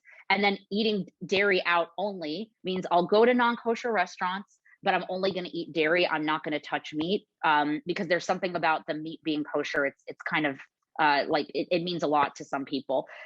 So basically, this is a long story short of saying it gets very complicated, and you think food isn't a big deal, but food is like a huge part of our culture. So having similar eating styles can be important when matching. And then oy vey and ugh. These are fun ones. Oy vey is like, it was the Yiddish word, and there's like actually a million iterations and spellings of this. I was looking it up. It was quite funny, but they all mean this. In Hebrew, it's oy va'avoy, and they all mean woe is me, like, oh no. So to use it in a sentence like, oh, my son's root canal is going to be much more than I thought. Oy vey, it's thousands of dollars. And then ugh is something that I was saying it a lot. And when I was on calls with my team, they like noticed it. And they said, oh my goodness, I say that all the time too. It's not just me. So we realized so many of us are saying it. And we joke, like at the end of the day, if our clients are really frustrating us, nobody accepted the match, we go like, ugh, so, and it's in the back of the throat. And it's, and I say it comes from Hebrew too. So you might want to know that if you're talking to a Jewish client at some point in frustration or annoyance, they might say, ugh. Okay, Jewish ethnicities, Jews are diverse. Jews come from all over the world, as I was saying. So just a quick lesson on it. So Ashkenazi is French, German, or Central European descent and characterized by Caucasian lighter skin tones. Sephardi, Sephardic, Spanish, Portuguese, North African descent, darker skin tones. Persian Jews or Iranian descent also fall under the Mizrahi Jews. Mizrahim, the plural of Mizrahi, North African and Middle Eastern base. Look at all these Jews: Iranian, Iraq, Egyptian, Sudanese, Tunisian, Algerian, Moroccan. Like, I bet you didn't know that there were Jews all over the world like this. It's pretty cool. I met almost every single one of these nationalities living in Israel. Again, if I didn't, I wouldn't have met them just living in LA where I'm from. And there are Jewish populations today in almost every major country, US, Mexico, Canada, United Kingdom, Argentina, Australia. You can see here. Below, even more divisions. There's the Georgian Jews, Mountain Jews, Bukharian Jews. There's Chinese Jews. You could research all of this, but as you see, this is why it's challenging, because sometimes Ashkenazi Jews just want to stay with Ashkenazi Jews. They want to stay with what they know, similar ways of doing the traditions, similar style of praying, synagogues, food. So Persian Jews a lot of times want to stay with Persian Jews. You probably have all encountered this. Sometimes, though, I get the Sephardic Jew, for example, Yemenite client, I want Ashkenazi. It's twice as hard because the Ashkenazi by default usually doesn't want the Yemenite because, again, it's different cultural ethnic backgrounds. Like usually attracts like. Sometimes opposites attract, and I do get people saying I want the exact opposite. It's more rare, and then it's harder work to convince the other side. Like, why don't you try the other cultural background? So these are some of the nuances. The other biggest nuance is the observance levels, also known as the denominations of Judaism. I color coded it to make it a bit easier. Identify as culturally Jewish, I call it light. It's kind of like the political views in a way, light, moderate, and then like I call it all in. So, and then moderate is they're traditional. They can be called conservadox or reconstructionists. Culturally Jewish, the first one can call themselves just Jewish, secular, reform, or conservative. Really religious. From modern Orthodox, which is like Orthodox, but like light, like maybe not fully keeping Shabbat and all of the holidays. Then you go middle of the road, you're keeping more. Machmir is extremely religious. Haredi, Chabad, Hasidic. These are all different. When you get over here, they're all different sects, but they're getting more and more religious.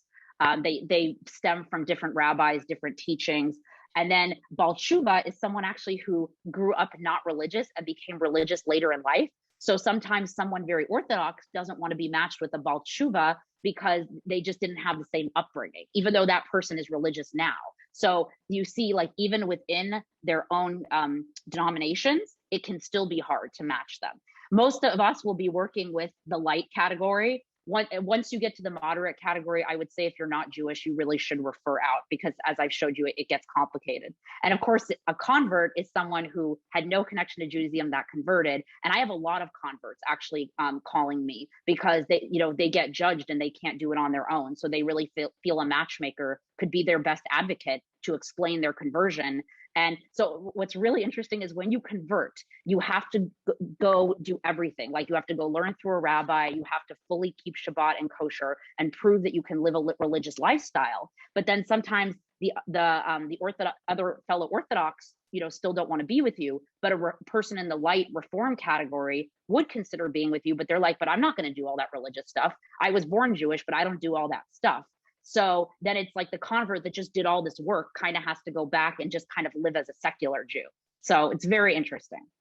Okay, here's something interesting that could apply to all of you matchmakers, Jewish or not. I made something called the Matchability Self-Test. You'll get a copy of the presentation, I hope, and then you could click on the link and see the whole thing. But I use this to decide if someone's being too picky and if I can take them on or not. So I want people open on 4 out of 8 of these key categories. So probably a lot of you are doing this already in your screening process with clients, but I just kind of laid it all out here. So age range, youngest to oldest you'll date, location, your basheret might not be in your own backyard. So you've got to be open to move, political views, religious observance level of physical appearance, cultural ethnic background, marital status, and do you want to have children? So with my Jewish clients, the hardest things are, of course, religious observance level and cultural ethnic background. If they're Ashkenazi and only want to be with Ashkenazi, and I'm conservadox, which means I kind of keep Shabbat, but not fully, and I need someone exactly there, and you tell me, and only Ashkenazi and only this age range and only this height, you better open up on location, because if you're going to come to me with that many deal breakers, we got to open you up on something else. So this is a very good test I do on all of my matchmaking strategy sessions to make sure they're open on 4 out of 8. And then I'm like, oh, you're closed on 5 of them. So it's either going to cost more or we got to get you open. So it's really a great tool. Our top partner, I want to give them a shout out. Couldn't have grown my business to this level without them. Saw You at Sinai. Some of them, you might have heard of them because if you Google Jewish matchmaking, they're one of the top sites that shows up. They have 40,000 plus Jewish matchmaking database growing every day. They have mitzvah matchmakers, as I defined earlier, who are working on the site for free, and they expect a success fee if there's marriage. But of course, you cannot force this. It's kind of goodwill. And it just, it comes from our culture. So the matchmakers there are doing this all as a mitzvah. And then it's kind of like a nonprofit in a way, because the money that you pay goes to keeping the staff and the site running. And so because I have this special partnership, that's why my Jewish database is even bigger. About 3 years ago, we partnered. So when in doubt, please refer your Jewish clients to us. We will offer a generous referral fee. Okay, next slide. Other partners, just to show you, I have partnered with all of these organizations, which range from synagogues, young professionals divisions, nonprofits. A couple of them are S'more is a dating app, Ice-A-Date is a speed dating app that aren't Jewish, but have a lot of Jewish clientele. And without these partners, they have enabled me to grow even bigger because I do virtual events and I do in-person events. And when these organizations sponsor, they email out their entire mailing list as well. So I'm always increasing my database every time I do an event with a new partner. I don't know if this is only a Jewish thing because again, it's in our DNA that we want to make matches. We want to get people married just for the mitzvah of it, for the good deed. So that's why so many of these organizations exist in the Jewish world, more specifically for young professionals, 20s to 40s. I need to start getting into the 40s plus market because not enough people are doing stuff for that market. But it's so wonderful that naturally these partners exist and we can collaborate. So my advice, even for non-Jewish, find organizations you can partner with. It takes a village, more partners. These are all Jewish matchmakers. Aliza, Gali, and Tomer are in Israel. Lori's in Seattle. Sarah Malamud also works worldwide. So even though I have that partnership with Saw You at Sinai, you still need more matches. It depends how picky your clients are, right? So I really appreciate all the collaboration with these Jewish matchmakers. Then there's more Jewish matchmakers that also work with non-Jewish clientele. So a special shout out. I just want to say the power of collaboration has been amazing. I've been introduced to all these people probably through the Institute's Facebook group. And it just, again, it just shows how big our niche is, that these are Jewish matchmakers that also work with non-Jewish clients. Our clients get a VIP treatment because my clients, I like them to feel like they're my best friends, their family. So if I'm in town, I will go to the set for their makeover and photo shoot.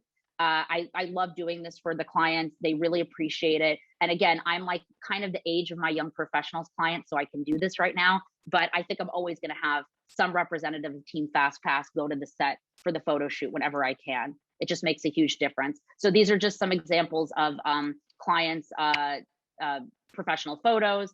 I wanted to show you guys, I opened it up here.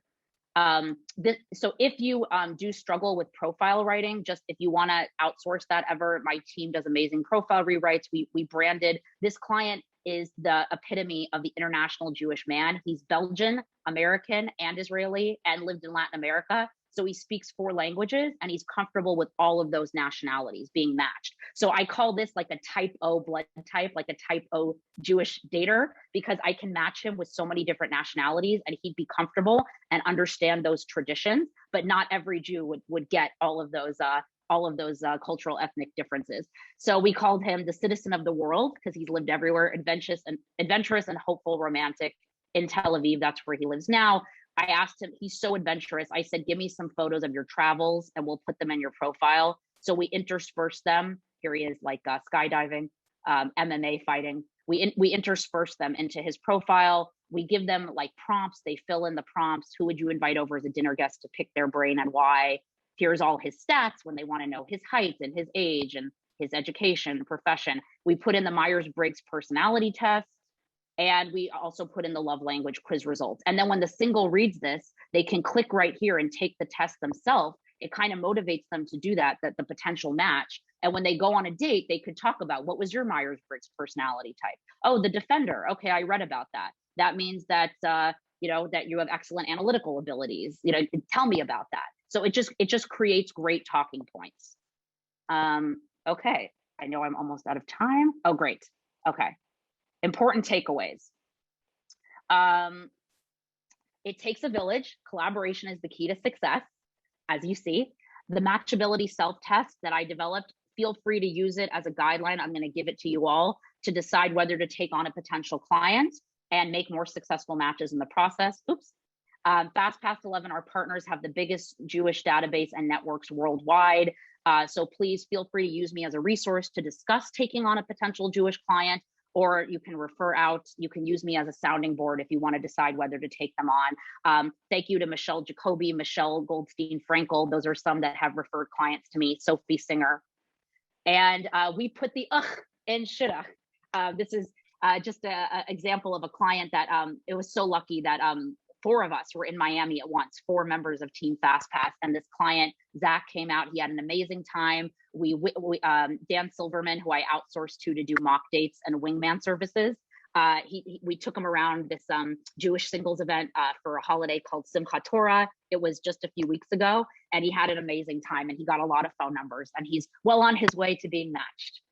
And let's schmooze. Schmooze is the Yiddish word for chat. So keep in touch with me here. Thank you all so much, and for Lisa and Julie and Adrina for letting me present. And just you'll see even Conan O'Brien, he knows that Jews come in all shapes and sizes from all walks of life. He was visiting Israel a few years ago, and he visited the army and a rabbi, and he did everything I do. I just say that Conan copied me and had an amazing time. And then there's some bonus content at the back of my slides that explains the different denominations, the 3 largest Jewish movements: Reform, Conservative, and Orthodox. So you can read that at your leisure, and a little more definitions there. Okay, so thank you all. Jessica, that was one of the best presentations I've ever seen in terms of a niche market. That was incredible. Oh my gosh, thank you, Lisa. No, honestly, that was so professional, so thorough, so entertaining. I was taking pictures of all your slides. It was actually It was incredibly impressive, Jessica. And I think just so crucial to understand what an expert you are on just the thorough nature of not only all the details, but your ability to really understand the nuances. And so just, I think when we dabble in sort of niche markets that aren't really appropriate or successful for us, this presentation was just so crucial in terms of understanding why it's important to understand our clients in that way. So thank you so much. It was incredible. Thank you so much, Lisa. That means so much. I learned from the best. Thank you. Wow, incredible. So I feel like we probably don't have a ton of time for questions, but I feel like that was so incredibly thorough that we will share these presentations and share information after this. So I would encourage you guys to really understand what people's niche markets are, to be able to really refer and collaborate. So folks are such incredible resources. So thank you. Thank you so much, Jessica. Let me, I think we're going to now go into our specialty networking break rooms. Let me just look at